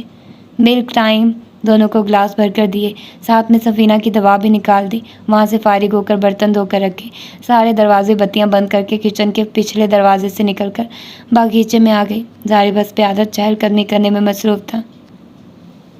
وہ جا کر بینچ پر بیٹھ گئی۔ بچے سو گئے؟ ظارف نے اس کے قریب رک کر پوچھا تو اس نے اس بات میں سر ہلایا۔ چلو پھر ہم کہیں باہر چلتے ہیں۔ وہ حیران ہوئی۔ اس وقت؟ ہاں یار، ابھی تو کوئی ٹائم نہیں ہوا۔ یہ تو تم اماں سے بھی ایک ہاتھ آگے ہو، فٹافٹ سلا دیتی ہو۔ چلو باہر کو، میں اندر سے چابی لے کر آتا ہوں۔ وہ فوراً اٹھ کھڑی ہوئی۔ آپ رکیے، میں لے آتی ہوں، ساتھ میں اپنی چادر بھی لے آؤں گی اور اماں کو بتا دیتی ہوں۔ ظارف نے اپنے بازو سے پکڑا۔ یہ جو 4 گز کا دوپٹہ لیے گھوم رہی ہو، چادر کی گنجائش کہاں ہے؟ اماں کو بتانے گئی تو گھنٹہ لگا کر آؤ گی، میں خود لے آتا ہوں۔ لمبے لمبے ڈگ بھرتا اندر کو چلا گیا اور 3 منٹ بعد باہر تھا۔ گاڑی گھر سے نکالنے کے بعد سامنے روڈ پر سے نظر ایک پل کو ہٹا کر پہلو میں بیٹھی بیوی کو دیکھتے ہوئے پوچھا، جو کہ اپنا 4 گز کا دوپٹہ پوری طرح کھول کر سر اور سینے کو ڈھانپ چکی تھی۔ کدھر جانا ہے؟ وہ جو اپنی سوچ میں گم تھی چونکی۔ آپ مجھ سے پوچھ رہے ہیں جسے لاہور میں سوائے داتا صاحب اور یادگار کے کسی اور جگہ کا علم ہی نہیں؟ اس کا مطلب ہمیں اب ہر ہفتے میں کم از کم ایک دن آؤٹنگ کا رکھنا پڑے گا۔ وہ سمجھی نہیں تب بھی پوچھ لیا۔ وہ کیوں؟ تاکہ تمہیں سارا لاہور گھمایا جا سکے۔ وہ دھیرے سے مسکرا کر بولی۔ خیر اب اتنا بھی ضروری نہیں ہے۔ تم کیا جانو کتنا ضروری ہے؟ کل کو میرے پوتے پوتیاں کیا سوچیں گے؟ دادے نے دادی کو لاہور ہی نہیں دکھایا ہوا۔ آپ فکر نہ کریں، میں ان کو بتا دوں گی۔ تمہارے دادا نے مجھے جنت دکھائی تھی، بلکہ جنت کا باسی بنایا ہے۔ ظارف نے نظر اس کے چہرے سے ہٹنا بھول گئی۔ اور میں ایک ایسی آنچ تھی جو عافیہ کو جلا کر بھسم کرنے کی بجائے انجانے سرور سے واقف کروا رہی تھی۔ اس کی توجہ ہٹانے کو اسے بولنا پڑا۔ ظارف ہم روڈ پر ہیں اور میں اپنے پوتے پوتیوں سے ملنا چاہتی ہوں، پلیز۔ وہ بولا کچھ نہیں، اسی طرح چہرے پر گہری سنجیدگی لیے سامنے کو دیکھنے لگا۔ گاڑی کی سپیڈ بھی بڑھا دی۔ کافی دیر بعد عافیہ کی سماعت میں اس کی آواز پہنچی جو پوچھ رہا تھا، کچھ کھاؤ گی؟ نہیں، بالکل بھی گنجائش نہیں ہے۔ پھر مووی کے بارے میں کیا خیال ہے؟ بالکل بھی نہیں، ابھی گھر پر مووی لگی چھوڑ کر آ رہے ہیں۔ پپو سائیں کو جانتی ہو؟ وہ کون ہے؟ نام ہی پہلی دفعہ سن رہی ہوں۔ اگر پپو کو نہیں جانتی ہو تو گونگا سائیں کو کہاں جانتی ہوگی؟ عافیہ نے لا علمی سے نفی میں سر ہلایا۔ یہ دونوں فرد پاکستان کے صف اول کے ڈھولی ہیں، ڈھول بجاتے ہیں۔ پپو سائیں اس فیلڈ میں گونگے ہیں، گونگے سے سینئر ہیں، مگر کام دونوں کا بہت ملتا ہے، رنگ ایک ہی ہے۔ خاص کر پپو سائیں کا میں جب بھی سنوں مجھے ایسا محسوس ہوتا ہے جیسے وہ اللہ کا ملنگ روضہ رسول کے سامنے کھڑا ہو کر اپنے عقیدت اور عشق و محبت کے نذرانے پیش کر رہا ہے۔ ایسا مجھے اس لیے بھی لگتا ہے کیونکہ ہر دفعہ جب میں اس کی پرفارمنس دیکھتا یا سنتا ہوں، تصور کی آنکھ سے صحیح پر مجھے لے کر وہ مسجد نبوی کے سامنے ہی جاتا ہے، جہاں میں ہاتھ باندھ کر کھڑا ہو کر سلام پیش کرتا ہوں۔ ایک پل کو اس نے نظر موڑ کر عافیہ کی حیرت سے پھیلی آنکھوں میں دیکھا اور بولا، تمہیں شاید میری بات عجیب لگے، مگر میں تمہیں وہ بتا رہا ہوں جو میری کیفیت ہوتی ہے۔ اس لیے میں تمہیں آج ایک ایسی جگہ پر لے کر جاؤں گا جہاں آج پپو سائیں اور گونگا ایک ساتھ اپنا نذرانہ پیش کرنے والے ہیں۔ جس وقت وہ لوگ بابا شاہ جمال کے دربار پہنچے وہاں بہت زیادہ بھیڑ تھی۔ گاڑی کو کافی پیچھے پار کرنے کے بعد انجن بند کرتا ہوا اتر کر اس کی جانب آیا۔ اس کا دروازہ کھولا، وہ باہر آئی۔ دروازہ بند کرنے کے بعد ریموٹ سے گاڑی لاک کرنے کے بعد اپنے ہاتھ میں مضبوطی سے عافیہ کا ہاتھ لے کر بھیڑ میں سے رستہ بناتا ہوا دربار کے احاطے تک لے آیا۔ ایک جانب درخت کے تنے کے قریب جگہ نظر آئی، وہیں اس کو بیٹھنے کا اشارہ کیا۔ جب وہ بیٹھ گئی تو اس کے برابر تھوڑا سا آگے کو خود بیٹھ گیا۔ عافیہ نے جائزہ لیا تو محسوس ہوا اس کی ایک طرف درخت تھا، دوسری طرف ظارف دیوار کی طرف اس کے اور دوسروں کے درمیان موجود تھا۔ جہاں وہ بیٹھی تھی وہاں قدرے اندھیرا تھا۔ ایسا محسوس ہوا جیسے پبلک میں ہونے کے باوجود سب کی آنکھوں سے اوجھل تھی۔ ظارف کی صدا پر اتنا پیار آیا۔ آج وہ پہلی دفعہ اس کے ساتھ یوں باہر آئی تھی اور پہلے ہی دن وہ اس کو اس قدر بھیڑ والی جگہ پر لایا تھا جیسے گاڑی سے لے کر احاطے تک وہ اس کا محافظ رہا۔ عافیہ یہ سمجھ ہی نہ پائی کہ آیا وہ اس کے پیچھے چل رہا تھا یا آگے، دائیں یا بائیں۔ اس کے چاروں طرف صرف وہی تھا۔ اتنے بہت سے لوگوں میں کسی کے ساتھ نہ اس کا کندھا مس ہوا نہ ہاتھ، نظر تو بہت دور ہی کی بات تھی۔ جی چاہا اپنی جگہ سے کھڑی ہو کر اس مست دھمالیوں میں شامل ہو جائے جو اپنے یار کی مستی میں جھوم رہے تھے، اور وہ بھی ہاتھ اٹھا اٹھا کر بولے کہ دیکھو اگر میں اس کو اپنی دعاؤں میں مانگتی تھی تو غلط تو نہیں تھا۔ اپنی آنکھوں میں بھر آنے والے پانی کو پلو سے صاف کرتے اس نے اپنا سر ظارف کی پشت سے ٹکا دیا، جس نے چونک کر گردن موڑی۔ پری آر یو اوکے؟ اس نے ظارف کے سویٹر کے اوپر ہی بوسہ لیا اور سر اسبات میں ہلاتے ہوئے مسکرا دی۔ اگلے چند منٹ وہ میوزک کو سنتی دل میں یہ سوچ رہی تھی کہ یہ تو عام سے ہی ڈھول بجانے والے ہیں، ظارف تو ہمیں اتنی تعریف کر رہے تھے۔ پر پھر ایک دم خاموشی چھا گئی۔ پہلے والے لوگ پیچھے ہٹ گئے اور دو لوگ گلے میں ڈھول ڈالے آگے آئے۔ لوگوں نے ان کی بھرپور پذیرائی کی۔ ایک تھوڑی زیادہ عمر کا آدمی تھا، دوسرا اس سے کم عمر۔ دونوں کے لمبے بال کندھوں سے نیچے جا رہے تھے۔ بڑے والے کے بال سیدھے اور تیل لگے ہوئے تھے، جبکہ دوسرے والے کے بال گھنگریالے تھے۔ دونوں نے گلے میں بہت سی مالائیں اور موتی پہنے ہوئے تھے۔ سنجیدہ چہرے، فوکس آنکھیں۔ پہلے جگہ پر ہی خاموشی چھا گئی اور اس کے آگے بس فن کی زبان رہ گئی۔ ایسا لگا جیسے سینے میں رکھا خلیوں سے مل کر بنا لوتھڑا، جس کو عرف عام میں دل کہتے ہیں، وہ پانی بن کر جسم کے ایک ایک ریشے میں منتقل ہو گیا۔ یہ اتنی طاقت صرف ڈرم پر پڑنے والی چھڑیوں میں نہیں ہو سکتی۔ یہ ڈھولی کا جنون تھا اور جذبہ تھا جو سننے والے کی سماعتوں میں جادو بن کر اثر کرتا۔ وہ دیکھتی رہی کیسے ظارف کی ساری توجہ ان دو افراد پر تھی۔ کبھی کبھی وہ دونوں بازو اوپر اٹھا کر تالیاں بجانے لگتا۔ اینڈ پر عافیہ نے اس کی توجہ وقت کی جانب دلائی۔ ظارف نے ایک نظر اپنی رسٹ واچ پر ڈالی۔ 1:15 ہو رہا تھا۔ دن کا آغاز ہو گیا اور علم بھی نہ ہوا۔ گھر تک پہنچتے 1:30 بج گیا۔ اماں کو ایک نظر دیکھ کر دونوں اپنے کمرے میں آ گئے۔ احد مزے کی نیند سویا ہوا تھا۔ آپ کے لیے دودھ لاؤں یا کافی لیں گے؟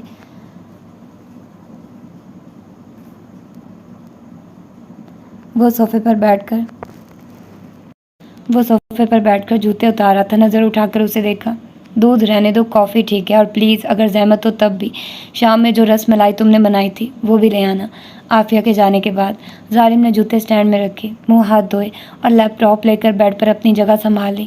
جب تک وہ واپس آئی وہ اپنے ضروری ای میلز چیک کر کے جن کو رپلائی جانا تھا وہ لکھ رہا تھا۔ عافیہ نے دونوں کافی کے کپ اور رس ملائی کا پیالہ اس کے قریب سائڈ دراز پر رکھا۔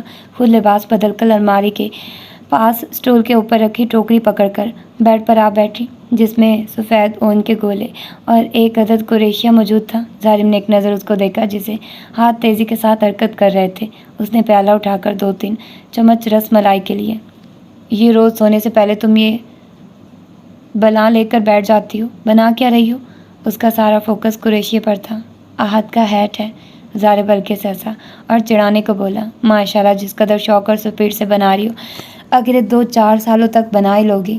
اچھا اب ایسی بھی بات نہیں ہے، دن میں احد کے ڈر سے ہاتھ میں نہیں لیتی ہوں، وہ ہر چیز کا معائنہ شروع کر دیتا اور قریشی سے ڈر لگتا ہے کہیں آنکھ وغیرہ میں نہ مار لے۔ ویسے میں ایک بات سوچ رہی تھی، ظالم نے مصروف انداز میں پوچھا۔ کیا؟ وہ جو مارننگ شو کی ہوسٹ ہے زریاب احمد، اس نے آپ سے پوچھا تو ضرور ہوگا کہ بھائی کس جنم کا بدلہ لیا ہے؟ ظارف کی انگلیاں ابھی بھی کی پیڈ پر ناچ رہی تھی، مگر ہلکا سا کہکا مار کر چمکتی ہوئی روشن آنکھوں سمیت بولا، کیا تم نے وہ شو دیکھا تھا؟ ہاں تو، اور مزے کی بات بتاؤں، شو شروع ہونے سے پہلے ہی اماں نے کہہ دیا تھا آج اس ہوسٹ کی بے عزتی ہونے والی ہے۔ اس نے سامنے بیٹھی عافیہ کو دیکھا اور مسکراتے ہوئے بولا، ہو سکتا ہے کچھ زیادہ ہی کہہ گیا ہو، پر یار I swear just can't take this type of stupid hit۔ وہ بھی مسکرا دی اور پھر یہ ایک دم سنجیدہ ہوتے ہوئے بولی، اس شو کے اینڈ پر آپ نے جو کہا کیا وہ میرے لیے تھا؟ جو آپ نے کہا لڑے بغیر ہار نہ مانو، کیا تمہیں ایسا لگا کہ میں نے تم سے کہا ہے؟ ہاں تو کیا تمہیں برا لگا؟ نہیں، مگر میں تو اسی رات آپ کے ساتھ لڑائی شروع کر چکی تھی، آپ کی بات نے ثابت کر دیا میں اگر لڑ رہی ہوں تو ٹھیک کر رہی ہوں۔ ظارف کے ہاتھ کی پیڈ پر تھے، سر نیچے کو جھکا ہوا تھا، وہیں سے نظریں اٹھا کر غور سے عافیہ کے سنجیدہ چہرے کو دیکھا۔ میں خوش ہوں جو تم نے اپنا خول توڑا، مجھے یہ یقین دلوایا کہ آخرکار تم ایک انسان ہی ہو، روبوٹ یا اللہ کی گائے نہیں ہو، اور یہی میں چاہتا تھا، مگر میں ابھی تک حیران ہوں یکایک یہ تبدیلی آئی کیسے، وہ بھی اوور دا نائٹ۔ اس کے پیچھے راز کیا ہے؟ پہلے مجھے دیکھتے ہی بیگم صاحبہ کی ٹانگیں کانپنے لگتی تھی، اچانک کیا ہوا؟ Am I not the same anymore or is it you who have changed؟ نہیں، آپ تو جیسے تھے ویسے ہی ہیں، اصل میں خود بھی حیران ہوں۔ پتہ کیا؟ اس نے ہاتھوں سے قریشیہ رکھ دیا، اس کے اپنے چہرے پر الجھن رقم تھی۔ ظارف بڑے غور سے اسے سن اور پڑھ رہا تھا جو کہنے لگی، جس دن آپ نے مجھے ڈانٹا تھا کہ آپ کا نام اپنے نام کے ساتھ نہ لکھوں، مجھے بڑا دکھ ہوا، میں روئی بھی بہت، پر جب میں ٹھیک نہیں تھی تب مجھے لگتا ہے کہ میں نے بہت سی باتیں کی ہیں، میرے بچپن کی عادت ہے بخار میں رونے اور بڑبڑانے کی، اب مجھے یہ تو یاد نہیں کیا کیا کہا، پر اتنا ضرور جانتی ہوں جو جو دماغ میں چل رہا ہوگا سب کہہ دیا ہوگا۔ اور مجھے خواب میں ابا جی بھی ملے تھے، شاید انہوں نے سوال پوچھا تھا کہ ظارف کون ہے۔ ظارف نے اونچی آواز میں لا حول ولا قوت پڑھی۔ محترمہ، وہ سوال آپ کے والد صاحب مرحوم نے نہیں، اس ناچیز نے پوچھا تھا۔ عافیہ نے بھویں اوپر کو اٹھ کے ایک ہاتھ منہ پر رکھا۔ آپ نے کیوں پوچھا؟ بس ایسے ہی شوق ہوا جاننے کا۔ تو وہ باتیں میں نے ابا جی سے نہیں کی؟ ظارف شرارتی مسکراہٹ سمیت اس کی آنکھوں میں دیکھ رہا تھا، ساتھ ہی نفی میں سر ہلایا۔ عافیہ نے بھی اسی طرح سر نفی میں لایا، چہرے پر شرمندگی کے آثار ابھر رہے تھے۔ میں نے اور کیا کیا بولا تھا؟ اس کا مطلب جو ناک میں نے پکڑی تھی وہ بھی ابا جی کی نہیں تھی؟ ظارف کا کہکا جاندار تھا۔ بیگم صاحبہ، میرا مطالبہ تھا، بیوی وہ ہے جو برابر آئے اور ڈنکے کی چوٹ پر آپ کو فتح کر لے۔ تم اپنے ہوش میں وہ کام نہیں کر سکی پر نیند میں کر گئی۔ یہاں، اس نے شہادت کی انگلی اپنے دل کے اوپر رکھی، یہاں پر سر رکھ کر آنسو بہاتے ہوئے تم نے مجھ سے ریکویسٹ کی تھی۔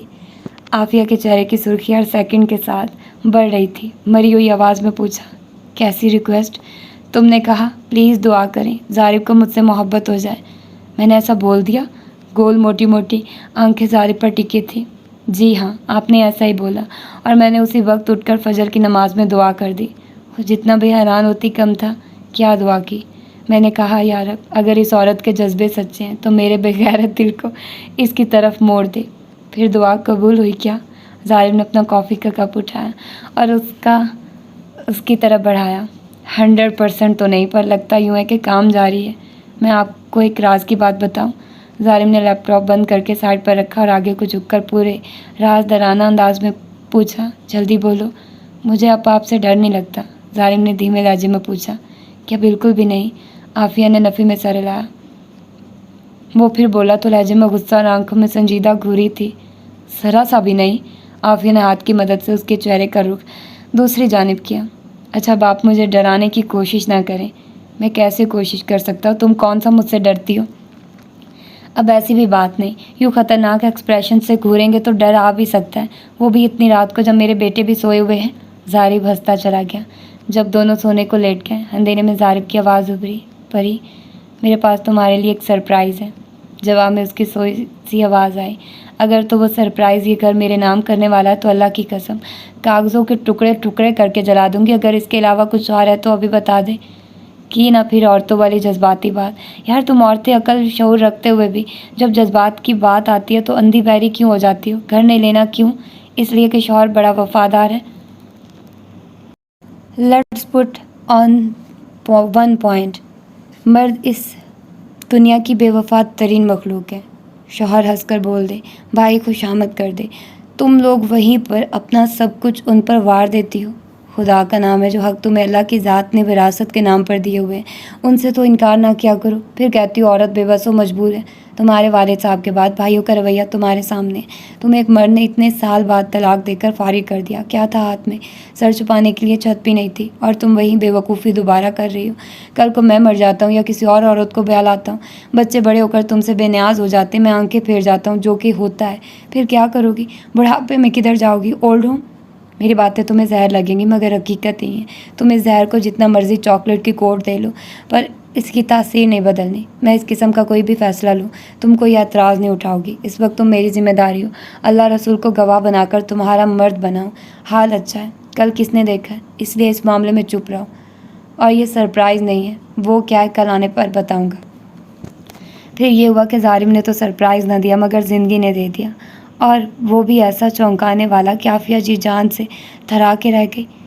ظارف آفس کے لیے نکل رہا تھا اور وہ آہت کو گود میں اٹھائے کمرے سے ظارف کے ساتھ ہی برآمد ہوئی تھی۔ آپ شام کو جلدی آ جائیے گا، مصطفیٰ کی ڈینٹسٹ کے پاس اپائنٹمنٹ ہے۔ کہتی ہو تو جاتا ہی نہیں ہوں۔ نہیں، یہ تو میں نہیں کہہ رہی، دیکھا اماں، سچ اس کی زبان پر آ ہی گیا۔ گھر پہ آرام کرتا تو یہ مجھے دیکھ ہی نہیں سکتی۔ وہ ماں کے سامنے جھکا، انہوں نے سر پر ہاتھ پھیرا۔ کیوں ہر وقت اس کو تنگ کرتے رہتے ہو؟ بچے کیا اس کام کے لیے کم ہیں؟ توبہ اماں، مجال ہے جو آپ کبھی اس کے خلاف بول دیں۔ اور پریوش صاحبہ، بندہ نا چیز وقت پر موجود ہوگا۔ اور یار آج ذرا کوفتے تو بنا لینا، چیز اور ہری مرچ بھر کر۔ آہت کے گال پر پیار کرنے کو جھکا تو جان بوجھ کر اپنا سر عافیہ کے چہرے کے اوپر مس کیا۔ وہ اس کی شرارت پر دلکشی سے مسکرا دی۔ زارب میری جان ایک بات تو بتاؤ، ان مردوں کو کیا کہتے ہیں جن کے دل کا راستہ میدے سے ہو کر گزرتا ہے؟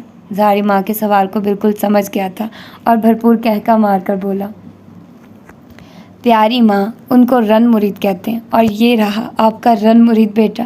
اسی لیے تو کہتے ہیں سوچ سمجھ کر گھر کی بہو لائیں، ایسی بے زبان احساس مند بہو لائیں گی تو بیٹا بیچارہ کیا کر سکتا ہے۔ اچھا مجھے دیر ہو رہی ہے۔ دروازے کی جانب جا رہا تھا جب لینڈ لائن پر بیل ہوئی۔ دروازے کی جانب بڑھتے قدم فون سٹینڈ کی طرف آ گئے۔ السلام علیکم، جی آپ کون؟ اوکے ہولڈ کریں۔ فون ہولڈ رکھ کر باہر کو نکلتے ہوئے اس کو مطلع کر دیا، پری تمہارا فون ہے سن لو۔ وہ یہ بھی نہ پوچھ سکی کس کا، کیونکہ وہ دروازہ عبور کر گیا تھا۔ اماں کے پاس احد کو واکر میں ڈال کر خود فون سٹینڈ پر یہ سوچتی ہوئی آئی کہ کس کی کال ہو سکتی ہے، شاید فاطمہ چچی، مگر فون پر جو آواز سنائی دی اس نے کبھی نہیں سوچا تھا کبھی سننے کو ملے گی۔ اس آواز سے اس کو نفرت نہیں تھی۔ دوسری طرف بولے جانے والے ہر جملے کے ساتھ عافیہ کے چہرے کا رنگ ٹھلے لٹھے کی مانند سفید ہوتا جا رہا تھا۔ 15 منٹ کی کال نے اس کو 15 سالوں کی مسافت کے برابر تھکا دیا اور حیرت انگیز طور پر اس کی اپنی زبان بولنے سے انکاری ہو گئی۔ جب ریسیور واپس کریڈر پر ڈالا تو وہ باقاعدہ کانپ رہی تھی، ہانپ رہی تھی، یوں لگ رہا تھا کھڑی کھڑی گر جائے گی۔ وہ گھر سے دور کافی فاصلے پر آ گیا تھا، مگر دماغ میں مسلسل ایک ہی نام گردش کیے جا رہا تھا۔ جب دماغ الجھنے لگا تو اس نے گاڑی سائڈ پر روکی اور امتیاز کا نمبر ملا دیا۔ دعا سلام گھر والوں کے حال احوال کے بعد اس نے اصل سوال پوچھا، امتیاز مجھے پوچھنا یہ تھا کہ عافیہ کے چھوٹے بھائی کا نام عدیل ہے یا کہ بڑے گھر والے کا؟ او نہیں یار، عافیہ کے چھوٹے بھائی کا نام کامران ہے اور بڑے کا نام وقاص ہے۔ عدیل اس نام مراد کا نام ہے جو اس کے بھائی کا سالہ ہے۔ مگر تم کیوں پوچھ رہے ہو؟ ساری بے یقینی کے سمندر سے ابھرتے ہوئے فوراً بہانہ بنانے لگا اور چند ایک ادھر ادھر کی باتوں کے بعد اس نے فون بند کر دیا۔ اس کے کانوں میں ایک دفعہ پھر پر اعتماد آواز گونجی، میں عدیل بول رہا ہوں، عافیہ سے بات کروا دے۔ سارا دن آفس میں اس کے انتظار رہا کہ وہ خود سے کال کر کے اس کو بتائے گی، مگر عافیہ کی جانب مکمل خاموشی رہی۔ وہ وعدے کے مطابق پورے وقت سے گھر آیا اور اس پر نظر پڑتے ہی چونک گیا۔ وہی صبح والا اولیا، بکھرے ہوئے بال، آنکھوں میں نظر آتا اجنبی اور سر تاثر۔ اس نے کن اکھیوں سے اس کا بھرپور جائزہ لیا، نارمل روزمرہ کے انداز میں بولا، جلدی سے تیار ہو جاؤ اور مصطفیٰ کو بلاؤ، ڈاکٹر کا وقت نہ نکل جائے۔ وہ جیسے کسی خیال سے چونکی، ہاں میں جا کر کیا کروں گی، آپ بس مصطفیٰ کو لے جائیں، وہ تیار ہی ہے، میں لے آتی ہوں اسے۔ وہ اب ڈاکٹر کے پاس نہ جانا کوئی اتنی بڑی وجہ نہیں تھی جس کو لے کر وہ کہ سوال و جواب شروع کرتا، اس لیے مصطفیٰ کو ساتھ لیا اور چلا گیا۔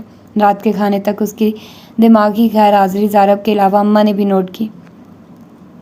بعد میں جب وہ دودھ دینے حسب معمول ان کے کمرے میں آئی، انہوں نے پوچھ لیا، پری چندا تمہاری طبیعت تو ٹھیک ہے؟ بجھی ہوئی آنکھوں سے بولی، ہاں اماں، بھلا مجھے کیا ہونا ہے، اتنی سخت جانوں موت بھی تو نہیں آتی۔ سفینہ کا دل ہول گیا، اللہ نہ کرے تمہیں گرم ہوا بھی چھو کر گزرے۔ کیا زارب نے کچھ دل دکھانے والی بات کی؟ اس نے فٹ نفی کی، ارے نہیں اماں، ان کی باتوں سے تو دل لگتا ہے، دکھتا نہیں۔ خیر میں ہاتھ کو دیکھوں، ابھی سویا نہیں تھا، زارب کو تنگ کر رہا ہوگا، آپ کی لائٹ بند کر دوں؟ ہاں چندہ کر دو۔ اپنے کمرے میں آئی۔ زارب حسب معمول لیپ ٹاپ پر مصروف تھا اور احد پوری کوشش کے ساتھ باپ کے لیے ضروری ای میلز ٹائپ کرنا چاہ رہا تھا۔ یہ الگ بات کہ باپ نے اس کو اپنے کندھوں پر بیٹھا کر لیپ ٹاپ اس کی پہنچ سے دور کر دیا ہوا تھا۔ عافیہ کی نظر احد پر پڑی تو بے اختیار ہنسی نکل گئی۔ یہ آج گزرے دن کی پہلی ہنسی تھی۔ آپ نے کیسے میرے بیٹے کو نچھو باندری کی طرح اوپر بٹھایا ہے؟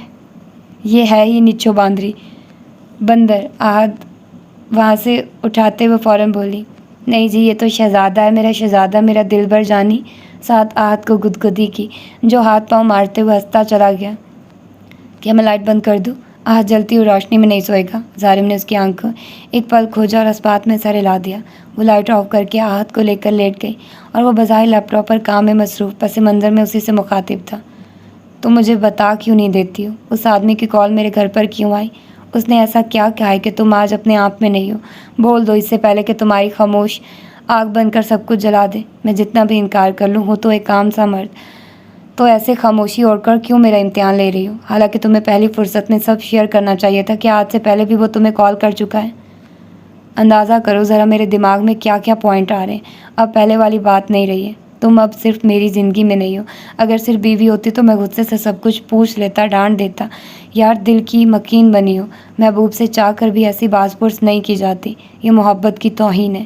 دیکھو جہاں بستے ہیں وہاں یوں ایسی تباہی تو نہیں مچاتے جیسی تباہی تم اس وقت خاموش رہ کر میرے دل میں مچا رہی ہو۔ तंग आकर उसने लैपटॉप बंद करके नीचे फर्श पर रखी, खुद आंखें बंद करके लेट गया। ये अलग बात की नींद ना उसको जल्दी आई, ना उसके थोड़े फासले पर पड़ी सोती बनी आफिया को, जो तसव्वुर में उसे से मुखातिब थी। आज मैंने तुमसे ये नहीं पूछा कॉफ़ी पियोगे या दूध, और तुमने खुद से भी फरमाइश नहीं की। काश के कर देते। मैं तुम्हारी खोजती हुई नज़रों से लाइल नहीं हूँ, तुम जानते नहीं हो। हर दफ़ा तुम्हारा यूँ मुझे देखना मेरी रूह को कंच छुरी से ज़िबा कर रहा है। क्या मेरी औकात इतनी सी है कि एक फ़ोन कॉल ने मुझे तुम्हारी नज़रों में मशगूल कर दिया? और अगर तुम्हें ये इल्म हो जाए फ़ोन करने वाला कौन था और उसने क्या कहा, तो ज़ाहिर मुझे डर है कहीं मैं तुम्हें खो ना दूँ। ये जंग मेरी है, मगर मैं ये जंग तुम्हारी पुश्त पनाही के बगैर नहीं जीत सकती हूँ। इस वक्त मुझे तुम्हारी मजबूती चाहिए, सवालिया नज़रें नहीं। ज़ारिम ने दूसरी तरफ करवट बदली तो वह ज़ारिब की जानिब रुक करके उसकी पुश्त से लग गई। कुछ पल बाद ज़ारिम ने उसका हाथ अपने दिल पर रखा और सो गया। 2 दिन बाद वो ऑफिस में मसरूफ़ था, जब उसके मोबाइल फ़ोन पर अजनबी नंबर से कॉल मौसूल हुई। अस्सलाम वालेकुम। हेलो जी ज़ारिब सयाल, वो आवाज़ से चौंका था। ठहरे हुए लहजे में बोला, जी बोल रहा हूँ, फरमाइए जनाब, हमने क्या फरमाना है? बस एक अदना सी अर्ज़ करनी थी। ज़ारिम ने हाथ के इशारे से अपने पिए को वहाँ से जाने का कहा, जो चाहते हुए दरवाज़ा भी बंद कर गया। पहले अगर तुम बता दो कि बोल कौन रहे हो तो आसानी रहेगी। मेरा तारुफ शायद आपको पसंद ना आए ज़ारिब साहब, मगर जनाब गुजारिश कुछ यूँ है कि लड़ाई झगड़े हर घर में हो जाते हैं, वक्ती दूरियां भी आ जाती हैं, मगर इसका मतलब ये तो नहीं है कि कोई बाहर का आदमी अपना फ़ायदा देखते हुए आपका माल उठाकर अपने घर ले जाए, जो कि आपने मेरे और आफिया के साथ किया है। आफिया और मेरी शादी एक अरेंज मैरिज नहीं थी, बल्कि हमारी मोहब्बत और बाहमी चाहत से वकूफ़ पजीर हुई थी। और आपने सुना तो होगा ही कि औरत अपनी पहली मोहब्बत कभी नहीं भूलती। वो तो मैं वक्ती तौर पर पागल हो गया था, जल्दबाजी में अपनी आफिया को तलाक दे बैठा। ऊपर से मेरी बहन ने उसके साथ ज़्यादती की, घर से निकाल दिया। अब आप खुद सोचिए, वो अपने दिल पर पत्थर रखकर आपसे शादी ना करती तो और क्या करती? ज़ब्त की हद आजमाई जा रही थी। जिस्म का सारा खून जैसे चेहरे पर जमा हो गया था। कान की लोई लाल बूटी हो गई। सारे जिस्म से जैसे आग निकलती हुई महसूस हो रही थी, मगर वो जबड़े आपस में सख्ती से जकड़े खामोशी से सुनता गया, ताकि कहने वाले को ये न लगे कि सुन भी ना सका। मगर अल्लाह के हर काम में बेहतरी होती है। आपसे शादी होने के बाद हलाले का कांटा भी सेट हो गया। सारा मजमून मैंने आपको बता दिया ज़ारिब साहब। अब आगे आप सियाने हैं। जिस औरत के दिल में आप शौहर की बजाय पुराना यार बसता हो, वो वफादार बीवी कैसे हो सकती है? और सच्ची बात पूछिए तो ये किसी भी मर्द की बड़े आला दर्जे की तौहीन है। अल्लाह हाफिज़। ज़ारिब के हाथ में मौजूद पेंसिल कप की 2 टुकड़े हो गई थी। इतना गुस्सा सारी ज़िंदगी किसी पर ना आया था। जी चाह रहा था जाकर उस आदमी की ज़बान गुद्दी से खींच लाए, मगर नहीं। अगले का गिरबान तब थामा जाता है जब अपने घर वालों का मौक़िफ़ मालूम हो, और उस तरफ पूरी खामोशी थी। दर्द की लहर सारे वजूद को खाकस्तर कर गई थी। उसने अपना फ़ोन ऑफ कर दिया। ऑफिस से तो वक्त ख़त्म होने पर निकल आया था, मगर घर नहीं जा सका। सफ़ीना को ये तसल्ली दे दी कि उसके साथ बात हुई है और कह रहा था आज लेट कर आएगा। वो मुतमईन सो गई। बच्चे भी कब के सो गए थे। इस वक्त सुबह के 3:30 का वक्त था। कमरे से हॉल और हॉल से कमरे के चक्कर काट काट कर टांगें अकड़ गई थी। फ़ोन उसका मुसलसल ऑफ जा रहा था। आफिया के दिल में रह रहकर हॉल उठ रहे थे। इस वक्त ना उसे कोई डर महसूस हो रहा था, ना ही कोई खौफ। हॉल का दरवाज़ा खोलकर बाहर गैराज में ड्राइंग रूम की सीढ़ियों पर बैठी ज़ेरे लब दुआएं मांग रही थी। 3:45 गेट पर हॉर्न हुआ। चौकीदार ने उसी वक्त गेट खोला जब वो गाड़ी पोर्च में लाया। हेड लाइट्स की रोशनी सीधी आफिया पर पड़ी। घूरती हुई नज़रों से उसका जायज़ा लेने के बाद इंजन बंद करता गाड़ी से निकल आया और उसकी तरफ देखे या उसके करीब रुके बगैर अंदर चला गया। आफिया को इसकी हरकत पर गुस्सा तो बड़ा आया, मगर जब्त करती अंदर आए। वो अपने कमरे में नहीं गया था। आफिया किचन में देखने आई, जहाँ वो नहीं था, जबकि ड्राइंग रूम के नीचे से रोशनी बाहर आ रही थी। वो यकीनन वहाँ था, मगर क्यों? हैंडल पर हाथ रखा तो मालूम हुआ दरवाज़ा अंदर से लॉक किया जा चुका है। गुस्से से वो पागल ही हो गई। जाकर किचन के दराज में से स्पेयर चाबियों का गुच्छा निकाल कर लाई और अगले 3-2 मिनट में दरवाज़ा खोलने और अपने पीछे दोबारा बंद करने के बाद उसके सर पर तन कर खड़ी हो गई। मैं शाम से यहाँ परेशान घूम रही हूँ और आने के बाद आपको इतनी तौफीक नहीं हुई। बता ही देते कहाँ इमरजेंसी बन गई थी जो सारी रात बगैर इतला के गायब रहे हैं। वो सोफे पर आंखें बंद करके जूते समेत नीम दराज था, आंखें खोले बगैर अजनबी और सर्द आवाज़ में मसरूफ़ इतना कहा, मैं तुम्हारे किसी सवाल का जवाब नहीं देना चाहता। ऐवे ही नहीं देना चाहते? जवाब तो देना पड़ेगा, बताइए जल्दी। अब के एकदम उसने अपनी सुर्ख अंगारा होती आंखें खोली और उसके मुकाबिल उठकर खड़ा हो गया। बोला तो धीमे आंच देते लहजे में चट्टानों सी सख्ती थी, सवाल जवाब करने आई हो तो पहला हक मेरा है। मुझे बताओ, आजकल तुम्हें किसके फ़ोन आते हैं और क्यों? आफिया की आंखें हैरत से फैल गई। क्या आप वो बात लेकर ऐसा अजनबी रवैया अपना रहे हैं? लहजे में बेयकीनी थी। जवाब में वो पुनकारा, हिम्मत है सुनने की तो बता देता हूँ, तुम्हारे यार का फ़ोन आया। आफिया का हाथ उठ गया। उसने सोचे समझे बगैर जारिब के मुंह पर थप्पड़ दे मारा था। खबरदार जो मेरे साथ किसी को जोड़कर ऐसी घटिया बात की। जारिब ने अपनी सुर्ख नज़रें उसकी आंखों में गाड़ी। अगर तुम चाहती हो कि मेरे दिमाग की नस ना फटे या मैं तुम्हें इसी वक्त खुद पर हराम ना कर लूँ तो इस कमरे से निकल जाओ। आफिया दब से रह गई। कितने पल उसको फटी फटी आंखों से देखती रही। जो इतनी बड़ी बात कर गया था। वो आगे बढ़ा और दरवाज़ा वार कर दिया। अब हाथ पकड़कर निकालने की ही कसर रह गई थी। आफिया मरे हुए कदमों से उसके करीब से गुजरकर बाहर निकल आए। वो जो सर झुकाए खड़ा था, उसके निकलते ही पूरी कुव्वत से दरवाज़ा बंद कर दिया। घर की खामोशी में धड़म की आवाज़ ने 2 सेकंड के लिए हैजान बर्पा किया, फिर वही खामोशी छा गई। वो कमरे से तो निकल आई थी मगर आगे एक कदम न बढ़ सकी। क्या वो वाकई ऐसा कर जाता जैसा कह रहा था? वो उसके चेहरे पर मौजूद वहशत और बेजारी से डर गई। वहीं दीवार के साथ टेक लगाकर बैठ गई। आंखों से ना रुकने वाला सैलाब जारी हो गया। अपनी हथेली पर उंगली फेरती जो सुर्ख हो रही थी। थप्पड़ इतनी ज़ोर का था कि खुद उसकी अपनी हथेली और उंगलियों पर जलन हो रही थी। सोच के बेलगाम होते घोड़े हर सिमत भाग रहे थे। सुबह काम पर जाते वक्त तो उसका रवैया ऐसा नहीं था। अचानक ऐसा क्या हो गया? कहीं अदिल ने उसको सारिब के अल्फाज जो उसने पूरे नहीं होने दिए थे, उनका भी यही मफहूम था तो अदिल तुमने हद कर ही दी। दिन चढ़ने तक वो वहीं बैठी रही। ठंड में बगैर किसी चादर के अंदर की आग ही इतनी दहकी हुई थी। बाहर की सर्दी असर करने से इनकारी थी। फजर की अजान के साथ ही फर्श से उठ गई। उसने सोच लिया था इस सारे मसले का। उसकी नज़र में एक ही हल था और ये काम उसी को करना था। कमरे में तो मुकम्मल अंधेरा था। वक्त के औकात से वो ज़ाहिरी बात लाइल्मी था। आंख भी कई दिन चढ़े ही लगी थी। अभी दरवाजे पर होने वाली मुसलसल दस्तक ने होश की दुनिया में वापस पटहा था। पापा यार उठ जाइए, आपके लिए 10 कॉल्स आई हैं। इमरान अंकल कह रहे हैं आपका मेहमान आ गया, उसे रिसीव कर ले। उसके आगे फिर दरवाज़ा पीटा गया। पापा are you even listening?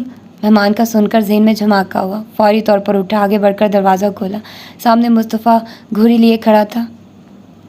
You know what father, you are getting highly careless. मैं कब से दरवाज़ा पीट रहा हूँ, मेरी आधी छुट्टी इधर बर्बाद हो गई है। उसने जमाई लेते हुए चेहरे और बालों पर हाथ चलाया। मुस्तफ़ा बहुत बोलते हो यार। कॉल किसकी थी? आपके दोस्त अंकल इमरान की। कह रहे थे 12:30 की फ़्लाइट है। वो ड्राइंग रूम से निकल आया। साथ आते मुस्तफ़ा से पूछा, अभी क्या टाइम है? मुस्तफ़ा ने एक अदा से अपने हाथ पर बंधी घड़ी पर नज़र डाली और बोला, सर जी इट्स 12:15। अपने कमरे में दाखिल होते हुए जारिम ने नाराज़गी का इज़हार किया। 12:15 हो गया, तुम मुझे पहले नहीं उठा सकते थे? अलमारी में से धुले कपड़े निकालने लगा। मुस्तफ़ा ने गला खनकारा और याद करवाया, excuse me father but I did try my best. 2 घंटे बाद आपको जगाने में कामयाब हुआ हूँ। बात का दरवाज़ा बंद करने से पहले सरसरी सा पूछा, तुम्हारी माँ किधर है? परी? हाँ यार, और कौन? वो कहीं गई हुई हैं। दरवाज़ा बंद करते जारिब के हाथ थम गए। किधर गई हैं? मुस्तफ़ा ने नफ़ी में सर हिलाते हुए बस इतना कहा, एब्सोल्युटली डोंट नो। बस इतना कहकर गई कि ज़रूरी काम से जा रही हूँ, शाम से पहले आ जाऊँगी। जारिब के माथे पर सिलवटों का जाल बिखर गया। क्या ड्राइवर के साथ गई हैं? मुस्तफ़ा ने एक दफ़ा फिर नफ़ी में सर हिलाया। दादो ने कहा ड्राइवर के साथ जाओ, पर परी ने कहा कि वो बस से जाना पसंद करेंगी। जारिब के मुंह से बेख्तियार निकला, व्हाट द हेल? ऐसा कहाँ जाना पड़ गया? आहत साथ गया है? मुस्तफ़ा ने फिर नफ़ी का अमल दोहराया। आहत को काम वाली मासी की बेटी देख रही हैं। कब गई थी? He left round about 10:30। जारिब washroom से बाहर निकल आया। लैंडलाइन से नंबर डायल किया। अस्सलाम वालेकुम इमरान। हाँ यार, अभी घर पर ही हूँ और तुम्हारे ज़िम्मे एक काम लगाना है। एक इमरजेंसी होगी, अचानक काम निकल आया, इसलिए मेहरबानी करो और एयरपोर्ट के लिए तुम निकलो। उसको घर पर ही ले आना, अम्मा इधर ही है, वो देख लेगी। मैं कोशिश करूँगा जल्द वापसी की। अभी जल्दी में हूँ, खुदा हाफिज़। वापस वाशरूम में गया। अगले 10 मिनट में तैयार होकर अम्मा से सवालों जवाब कर रहा था। ऐसी क्या इमरजेंसी आ गई थी जो यूँ मुंह उठाकर निकल गई है? आपको तो यकीनन बताकर गई होगी किधर जा रही है। हाँ ज़ाहिरी बात है, मुझे बताकर मेरी इजाज़त से गई है। गई कहाँ है? शेखुपुरा, अपने भाई के घर। वो माँ का मुँह ही देखता रह गया। भाई के घर या भाई के साले के घर? सफ़ीना ने बेटे को ख़तरनाक घूरी से नवाजा। इसी तरह की बकवास करके तुमने उसे रुलाया है? माँ का सवाल गोल करते हुए बोला। अम्मा आज तक अकेली वो यहाँ करीबी मार्केट तक नहीं गई, आपने उसको अकेले शेखुपुरा जाने दिया। उसके फरिश्तों को भी इल्म नहीं होगा कि बसों का अड्डा किधर है। सफीना ने आग से मक्खी उड़ाई। तो और क्या करती, बस रोए जा रही थी कि जाए बगैर काम नहीं चलना। मैंने कहा चली जाओ, शेखुपुरा कौन सा दूसरे सियारे पर है, और फिक्र की कोई बात नहीं, मैंने जीरा को उसके साथ ही भेजा है। पर अम्मा मेरा पॉइंट ये है, मैं घर पे मौजूद था, मरा नहीं हूँ। जो वो अकेली यूं बाहर निकल गई, मेरा साथ जाना गवारा नहीं था तो ड्राइवर को लेकर जाती। चलो अब छोड़ो इस बात को, शाम तक आ जाएगी। तुम जाओ किचन में नाश्ता वगैरह कर लो। रात परी ने कहा कि फ़ोन कर चुके हो, लेट आओगे। फिर किस वक्त आए थे? वो कुछ सोचता हुआ बोला, काफ़ी लेट आया था, अभी मैं चलता हूँ। इमरान के साथ एक मेहमान आ रहा है, उसका ख्याल कीजिएगा, मैं जल्दी आ जाऊँगा। मुस्तफ़ा यार आओ, दरवाज़ा लॉक कर लो। गाड़ी सीधी शेखुपुरा को भगाई। जिस वक्त उसने आफिया के हवाई घर के सामने गाड़ी का इंजन बंद किया, 1:45 बज रहे थे। गेट खुला हुआ था। वो घंटी बजाए बगैर दबे पाँव अंदर आ गया। सामने शनासा चेहरा नजर आया। जीरा एक चारपाई पर बैठी चाय पी रही थी। उसके सामने पड़ी छोटी मेज़ पर खाने पीने की कई चीज़ें रखी थी, यानी उन लोगों को पहुंचते हुए ज़्यादा देर नहीं हुई थी। जीरा उसको देखकर खड़ी होने लगी, जिसे उसने हाथ के इशारे से रोक दिया। बैठी रहो। बीबी किधर है? जीरा ने हाथ से एक तरफ इशारा किया। वो जी इस तरफ, इनका शायद उनका ड्राइंग रूम है, उधर ही है। वो सर हिलाता उस तरफ आ गया। मकान के 2 हिस्से थे, एक पहले, फिर दरमियान में सहन, और उसके आगे फिर इमारत। और इसी तरफ थोड़ा आगे जाने पर आफिया की आवाज़ साफ सुनाई दी। ज़ारिब के कदम किसी अनदेखी ताकत ने रोक दिए। भाभी मैंने आपसे कहा भी था, मुझे चाय खाने की कोई तलब नहीं, मैं घर से खा पी कर रवाना हुई थी। वो शायद उसकी भाभी थी जो खुशामदी अंदाज में बोली, लो भला इतना लंबा सफ़र है और आई भी तुम कौन सा अपनी सवारी पर हो? बसों में तो इतने झटके लगते हैं, 2 मिनट में खाया पिया हजम हो जाए। आफिया ने गौर से उस मकार औरत का चेहरा देखा। फिक्रमंद ना हो भाभी, मैंने आपकी मतहती में इतने फाके काटे हैं, अभी तो चंद घंटे हुए, मैं तो 2-3 दिन भी ना खाऊं तो नहीं मरती। आप प्लीज़ यहाँ से ये सब उठा लें। भाभी ने एक नज़र अपने शौहर और भाई को देखा और पैंतरा बदला। देखो आफिया, माजी में जो हुआ तुम भी भुला दो। देखो अब आ ही गई हो तो पुराने शिकवे दोहराने से क्या हासिल। मुझे अदील ने बताया कि तुम आ रही हो, यकीन मानो कानों पर यकीन नहीं आया, पर आप ही मुझे पूरा यकीन था। आफिया भला मुझे कैसे भूल सकती, इतना अरसा हमने यकजान होकर गुजारा है। देखा आपने मेरी एक फ़ोन कॉल पर खिंची चली आई, मैंने इस आदमी को भी बता दिया था, क्या नाम है उसका? आफिया ने उसकी बात काट दी। ठहरा हुए लहजे के साथ मजबूत कड़कदार आवाज़ में बोली, मैं बताती हूँ उस आदमी का नाम क्या है। अदील अहमद, उसका नाम ज़ारिब सयाल है। और देखो एक नज़र गौर से मेरी तरफ देख कर बताओ मुझे, क्या तुम्हें मेरे अंदर वो औरत नज़र आ रही है जिसने तुम्हारी हुकूमत में 7 साल तक कैद बामुशक्कत काटी थी? गौर से देखो अदील अहमद, ताकि तुम्हें नज़र आ सके कि तुम्हारे सामने वकास कमाल की डरी सहमी सी बहन नहीं खड़ी है, जो एक छत और 2 वक्त की रोटी की खातिर तुम्हारी हर बकवास सुनेगी, तुम्हारा हर हुक्म बजा लाएगी। नहीं, तुम जिसे देख और सुन रहे हो ना अदील अहमद, ये आफिया ज़ारिब है। उसके साथ पंगा मत लेना, इस भूल में कि तुम बहुत बड़े गुंडे बदमाश हो और ज़ारिब की बीवी डर जाएगी। नहीं, ऐसा कुछ नहीं होना। वकास, उसकी बीवी और अदील तीनों आंखें फाड़े उसे देख रहे थे। ये सब बातें मैं तुम्हें फ़ोन पर भी सुना सकती थी, बल्कि अपने शौहर को बताकर तुम्हारी अगली पिछली खुशफहमियाँ जहन्नम वासिल करवा सकती थी। एक बात तुमसे रोज़ रूबरू पूछनी थी, तुमसे ही नहीं तुम्हारी इस बहन से भी। आप लोगों ने मुझे क्या समझकर यूँ उठाकर मेरे घर फ़ोन किया, और क्या इस साजिश में मेरा माँ जाया भी शामिल था? मैं 7 साल इस आदमी के घर रही और 2 साल आपके साथ इस घर में गुजारे। क्या कभी आप लोगों के जुल्म से तंग आकर ही मैंने फ़रार का रास्ता अपनाया? क्या कभी बाप की, भाई की या इस मर्द की इज़्ज़त को कोई दाग लगाया?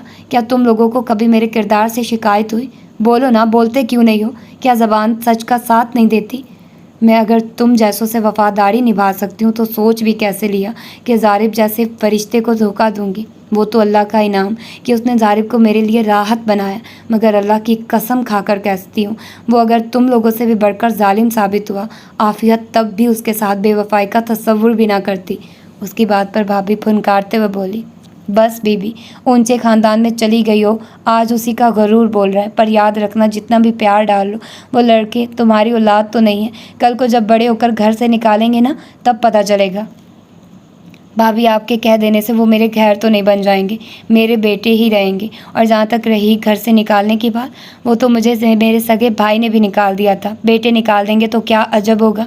मुझे उन लोगों से कोई गिला नहीं है, पर भाई तुमसे मेरा सवाल ज़रूर है। इतने एतमाद से बोलने वाली की आवाज़ भाई से मुखातिब होते ही भरा गई। جب تم ماشاءاللہ اپنے بھرے پڑے گھر میں اپنے بچوں کے ساتھ بیٹھتے ہو تو کیا کبھی اپنے ماں جاؤ کا خیال نہیں آیا؟ اسی آنگن میں ہم تمہارے ساتھ ہی جوان ہوئے تھے. ہم نے تو ماں باپ کے مرنے پر بھی خود کو یتیم نہ سمجھا کیونکہ بڑا بھائی جو موجود تھا، پر تم نے ہم دونوں کو دھتکار کر یتیم کر دیا.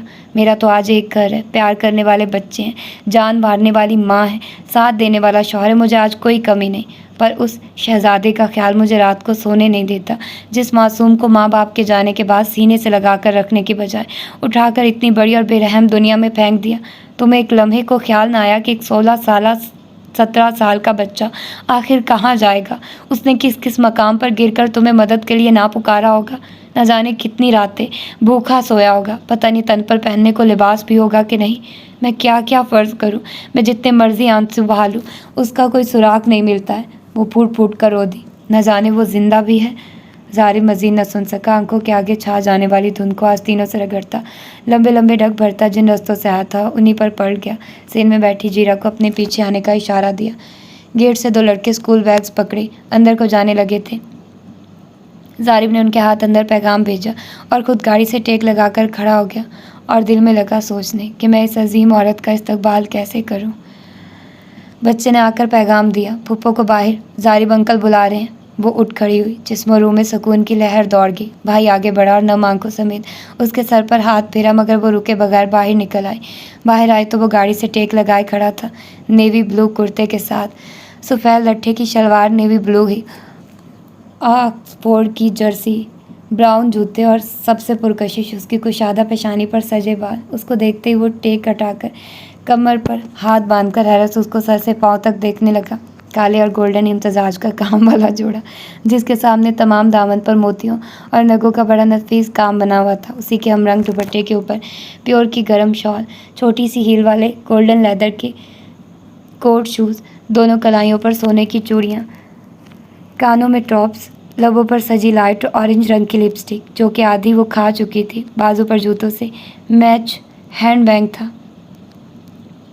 ظارف نے اسے سر تا پاؤں دیکھا. اتنی بن ٹھن کر پبلک ٹرانسپورٹ سے آئی ہو؟ نہیں، ہیلی کاپٹر سے لینڈ کیا تھا. ظارف نے گھورتے ہوئے دیکھا. میں مذاق نہیں کر رہا ہوں. ہاں تو میں کون سا لطیفے سنا رہی ہوں؟ تم نے آنا تھا تو مجھے بتایا ہوتا، میں خود لے آتا. آپ نے رات کو کیا کہا تھا؟ خود پر حرام نہ کر لوں تو کیوں بتاتی آپ کو؟ ویسے بھی یہ میرا معاملہ تھا اور مجھے ہی حل کرنا تھا. ظارف نے مکھی اڑائی. جو کچھ میں نے رات میں کہا اس کا یہ ہرگز مطلب نہیں تھا کہ تم میرے ساتھ سے بات ہی نہ کرو. ویسے بھی سب تمہاری خاموشی کی وجہ سے ہوا. سیدھے سے پہلے ہی بتا دیتی تو یہ نوبت ہی نہیں آنی تھی. اور یہ کیا بولا کہ تمہارا ذاتی مسئلہ ہے؟ مجھے یہ بتاؤ مسئلہ تمہارا ہے، تم کس کی ہو؟ عافیہ نے لب بھنچے، آنکھیں گھما کر ادھر ادھر دیکھتے ہوئے دھیمی سی آواز میں بولی. ظاہر ہے آپ کی ہوں. اس کی ادا پر ظارف کا کہکا بالکل بے ساختہ تھا. احد والی حرکتیں کر رہی ہو. اگر تم میری ہو تو تمہارے مسائل بھی تو میرے ہی ہوئے نا. اس لیے آئندہ چاہے جتنی مرضی سیریس لڑائی کیوں نہ ہو جائے، جانا کہیں بھی ہو مجھے بتاؤ. نوکر ہوں تمہارا، جہاں کہوں گی لے جاؤں گا. عافیہ کا منہ حیرت سے کھل گیا. اب مجھے اتنے بھی سبز باغ نہ دکھائیے، کتنا عجیب لگ رہا ہے سوچ کر ہی. ظارف سیال بیوی کا نوکر عرف آئی نو، پر کیا کیا جا سکتا ہے، زندگی کی مجبوریاں. چلو گاڑی میں بیٹھو، آج تمہیں سرپرائز دینے کا دن ہے. عافیہ نے 2-3 سیکنڈ اس کی نظروں میں سوالیہ انداز میں دیکھا، تبھی گیٹ کھول کر عدیل باہر آیا. سیدھی نظر ان میاں بیوی پر گئی. ظارف نے آگے بڑھ کر عافیہ کے لیے اگلا دروازہ کھولا. وہ بیٹھ گئی. دروازہ بند کرنے کے بعد اس نے سر نظروں سے عدیل کو دیکھا. آنکھوں سے ہی وہ وارننگ چلی گئی تھی جو وہ الفاظ کی مدد سے دیتا. ویسے بھی اس کی بیوی نے کسر ہی نہیں چھوڑی تھی. اپنی طرف کا دروازہ کھول کر بیٹھنے تک وہ مسلسل عدیل کو ہی دیکھتا رہا. رستے میں وہ 10-15 منٹ فاطمہ کی طرف رکے. وہ ناراض ہو رہی تھی مگر ظارف دوبارہ جلد آنے کا وعدہ کرتا اس کو لے کر وہاں سے نکل آیا. سارا رستہ اماں جیرا کے ساتھ ہونے کی وجہ سے کوئی خاص بات نہ ہو سکی، نہ ہی وہ سرپرائز کے بارے میں پوچھ سکی. شام کے سائے شہر کو اپنی لپیٹ میں لے چکے تھے. جس وقت ظارف نے گاڑی گیراج میں روکی وہیں وقت تھا. پرندے گھروں کو لوٹ رہے تھے. وہ ابھی باہر نکل رہی تھی جب مصطفیٰ دوڑتا ہوا اندر سے آیا. Mummy guess what? عافیہ نے اس کے جوش سے سرخ ہوتے چہرے کو دونوں ہاتھوں میں بھر کر پیشانی چوم لی. آج اس نے پہلی دفعہ عافیہ کو ممی بولا تھا. کیا ہوا میری جان؟ ہمارے گھر ایک مہمان آئے ہیں. انہوں نے میرے ساتھ مل کر بیڈمنٹن کھیلا. میں نے ان کو ایک دفعہ بھی نہیں ہرایا. انہوں نے مجھے پورے 10 دفعہ ہرا دیا. مارکیٹ سے آئس کریم دلوائی. احد بھی ہمارے ساتھ گیا تھا. وہ میرے لیے یہ ڈھیر سارے چاکلیٹ لاتے. اگر ان کو پپا نے بتایا ہوتا کہ آپ کے بچے بھی ہیں. आफिया को हैरत भी हुई और हंसी भी आई। मुड़कर ज़ारिब की तरफ देखा जो मुस्कुराते हुए अंदर को ही बढ़ रहा था। क्या आपके कोई दोस्त आए हुए हैं? आओ देख लेते हैं। अम्मा के कमरे से बातों की आवाज़ आ रही थी। ज़ारिब ना महसूस अंदाज में पीछे हो गया और उसको आगे जाने दिया। कमरे के दरवाजे पर थी जब मर्दाना हंसी के साथ साथ आहत की किलकारियाँ सुनाई दी और फिर वो अपनी जगह साकित हो गई, बिल्कुल साकित। अम्मा के कमरे के अंध वस्त में खड़ा वो खूबसूरत चेहरे मेहरे वाला नौजवान आहत को हवा में उछालते हुए हंस बोल रहा था। गौर से देख, शहजादे मैं तेरा मामू हूँ। वो कामरान था, आफिया का छोटा भाई, जिसको जब उसने आखिरी दफ़ा देखा था कमज़ोर पतला लंबा सा टीनेजर था और जिसको इस वक्त देख रही थी वो सेहतमंद और मजबूत कदोखाल वाला भरपूर जवान मर्द था जिसको वो 6 साल बाद अपने मुकाबिल देख रही। वो जहाँ थी वहाँ से हिल ना पाई, आंखें पानियों से भर गई। कामरान ने उसको देखा तो आंखों की सुर्खी बढ़ गई। उसी तरह आहत को गोद में लिए उसके करीब आया और बहन को बाहों में भर लिया। जब वो रो रो कर दिल का गुबार निकालने से बाज न आई तो कामरान ने उसे मतवज्जे किया। आफू देखो तो तुम्हारा बेटा मुझे बाकायदा तौर पर घूर रहा है। मैंने उनको सारा दिन पटाकर दोस्ती की है, तुम ये सब करके मुझे वापस डेंजर जोन में फेंक रही हो। वो नम आंखों समेत मुस्कुरा दी। जिंदगी मुस्कुरा दी। उसने मज़ेदार सा डिनर बड़े शौक और चाव से तैयार किया। सबने मिलकर खाना खाया, बातें कह के लतीफ़े किस्से सब कुछ साथ चलता रहा। कामरान सफ़ीना को हर उस मुल्क की कहानी सुना रहा था जहाँ जहाँ वो होता हो अपनी असल मंजिल तक पहुँचा और सफ़ीना पूरी दिलचस्पी से सुनते हुए उसको कई सवाल कर रही थी। वो हर सवाल का जवाब बड़ी सादतमंदी से दे रहा था। कामरान का बिस्तर उसने गेस्ट रूम में लगा दिया। सोने से पहले काफ़ी देर तक बैठकर उसके बालों में उंगलियां फेरते हुए बातें करती रही। जब कामरान की आंखें नींद से बंद होने लगी वो उस पर बिस्तर सीधा करके पेशानी चूमती और लाइट और दरवाज़ा बंद करती वहाँ से निकल आई।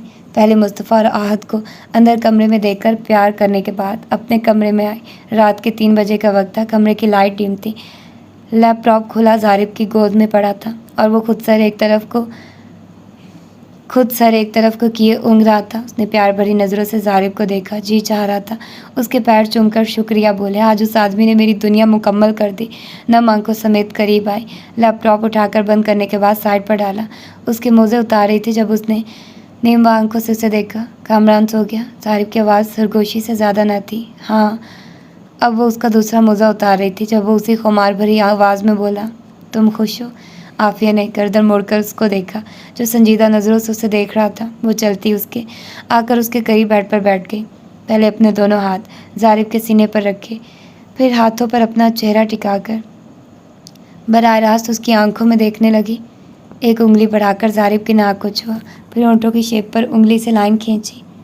अगर मैं कहूँ कि मुझे आप पर बिल्कुल ऐसे ही प्यार आ रहा है जैसे माँ को अपने बच्चे पर आता है, मेरा जी चाह रहा है आप आहद होते तो मैं आपको प्यार से अपनी गोद में भरकर प्यार करती, आपका मुंह चूमती, गाल चूमती, हाथ पैर चूमती, आपको ज़ोर से सीने में भींच लेती। ज़ारिब के घनी मूँछों तले छुपे लब दिलचस्पी से मुस्कुराए।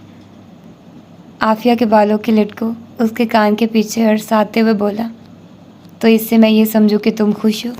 आज खुश बहुत छोटा लफ्ज़ है वो सब बयान करने को जो आपने मेरे लिए किया ज़ारिब। मैं भला कैसे आपका शुक्रिया अदा करूँगी? ज़ारिब ने उसके होंठों पर उंगली रख दी। इसकी ज़रूरत नहीं है परी। आफिया की आंख से एक कतरा टूटा जिसे ज़ारिब के पूरों ने समेट लिया। मुझे कामरान ने बताया कि कैसे आपने उसको ढूंढा। बड़ी मुश्किल पेश आई होगी ना? ज़ारिब मुकम्मल संजीदा था। क्या फ़र्क पड़ता कितना मुश्किल होता, उस दिन तुम्हें उसके लिए रोता देखकर मैंने फ़ैसला किया था बस जैसे भी हो उसको लाकर तुम्हारे सामने खड़ा करना है। अल्लाह का शुक्र है जिसने मेरा अपने आप से किया वादा पूरा कर दिया। वो हैरान हुई कि आपने अपने आप से वादा किया था? हाँ।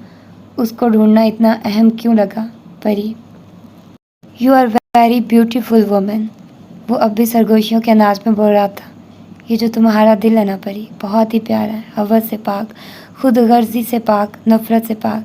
जब तुम इस घर में आई थी मैंने तुम्हारे साथ बहुत बुरा रवैया रखा था, मगर तुम्हें कोई फ़र्क ही नहीं पड़ा। तुमने जैसे मुस्तफ़ा और आहद को प्यार दिया है, सच्ची पूछूं मैं तुम्हारा फ़ैन हो गया हूँ। मैं उनका सगा बाप हूँ, मेरा खून है, पर वो मेरी तरफ वैसे नहीं भागते जैसे तुम्हारी तरफ खींचते हैं। ये सिर्फ मोहब्बत की ताकत है, बेगर्ज मोहब्बत की, जो तुमने उन्हें दी। वो अपनी दादी पर तक तुम्हें तरजीह देने लगे हैं। फारिया को बच्चे नहीं चाहिए थे, कोई और ताकत थी जो उन लोगों को दुनिया में ले आई। मुझे अब यकीन हो गया है कि अल्लाह ने उनको दुनिया में तुम्हारे लिए ही भेजा। तो प्यारी परी, जब तुमने मेरे घर के लिए इतना कुछ किया, अम्मा का जैसे ख्याल किया, मैं तुम्हारा कर्जदार हो गया था। तुम्हारे भाई को ढूंढकर मैंने वही कर्ज उतारने की कोशिश की है। आफिया उसके सीने पर सर रखे कितनी देर चुपचाप लेटी, उसके दिल की मजबूत व तवाना हरकत सुनती रही। फिर एकदम सर उठाकर बोली, सोने से पहले मैं एक और पॉइंट क्लियर करना चाहती हूँ। वो क्या? वो जो कल आपने कहा कि कमरे से चली जाओ वरना खुद पर हराम कर लूँगा, वो क्या था? ज़ारी बेख्तियार हंसता चला गया। यार वो गुस्सा था। मेरे अल्फाज तुम्हें याद है, पर वो याद नहीं जो तुमने मेरे साथ किया। मैंने क्या किया था? How can you forget? परी जी, आपने मुझे थप्पड़ दे मारा था। आफिया ने फिर से दोपहर वाले अंदाज में आंखें घुमाई और धीरे से बोली, शुक्र करे मेरे पास बंदूक नहीं थी, वरना गोली ही मारती। जारिम ने हंसते हुए उसके गिर्द अपने बाजू का घेरा बनाकर उसके बालों पर बोसा लिया। जिंदगी ने दूर से ही खड़ी होकर दोनों को देखा और मुस्कुराती हुई दो वफा करने वाले लोगों की खुशियों की अवधि होने की दुआ करती हुई आगे बढ़ गई। वाह वाह वाह, कितना अच्छा नावल था। और यार, एक तो इंग्लिश का, मैं नहीं कहती कि मैं बहुत अच्छी इंग्लिश बोलती हूँ, लेकिन इसमें इंग्लिश इतनी गंदी लिखी हुई थी, मुझे समझ ही नहीं आ रही थी। और मैं इतनी इसको घंटा घंटा लगाकर समझती रहती कि ये लिखा क्या हुआ है। मतलब मुझे समझ ही नहीं आता था कि वर्ड है क्या, असल जुमला क्या है। तो मैं बहुत ज़्यादा कंफ्यूज रही कि जहाँ जहाँ पर इंग्लिश थी वहाँ पर मुझे समझ ही नहीं आ रहा था कि वो लिखा क्या हुआ। एक्चुअली उन्होंने पता नहीं बहुत ही कोई गंदी करके ना इंग्लिश, फिर भी मैं कोई ना कोई समझ लेती थी कि अच्छा ये लिखिए। इंग्लिश की मुझे बहुत अच्छे से समझ आ जाती है, मैं पढ़ भी लेती हूँ, ठीक है। लेकिन फिर भी यार, यहाँ पर जो इंग्लिश की थी ना, वो माँ बहन एक हुई थी तो मुझे बिल्कुल नहीं समझ आ रही थी कि लिखा क्या हुआ है। खैर, नावल बहुत मज़े का था, मुझे बहुत बहुत बहुत ज़्यादा पसंद आया, क्योंकि इस तरह के करैक्टर बहुत अपील करते हैं। यूनिक करैक्टर, बहुत ही यूनिक। कुछ कुछ लोगों को लगेगा कि यार क्या गंदा नावल है, इतना वो इसको इतना तंग करता है या ये वो उसको इतना काम करवाता है। लेकिन नहीं यार, उसने उस बंदे की सेल्फ रिस्पेक्ट जो थी ना, उसको उसने ज़िंदा किया। उसने कहा कि भाई तू एक, वो जो तेरे अंदर है ना, वो एक अपनी वो तू ले आ, फिर बात बनेगी। और उसने ऐसा ही किया। और बहुत मज़े का नावल था, मुझे बहुत मज़ा आया और यकीनन आप लोगों ने भी इंजॉय किया होगा। तो फिर ठीक है, मिलते हैं किसी और अच्छे से नावल के साथ। अपना ढेर सारा ख्याल रखिएगा। अल्लाह हाफिज़।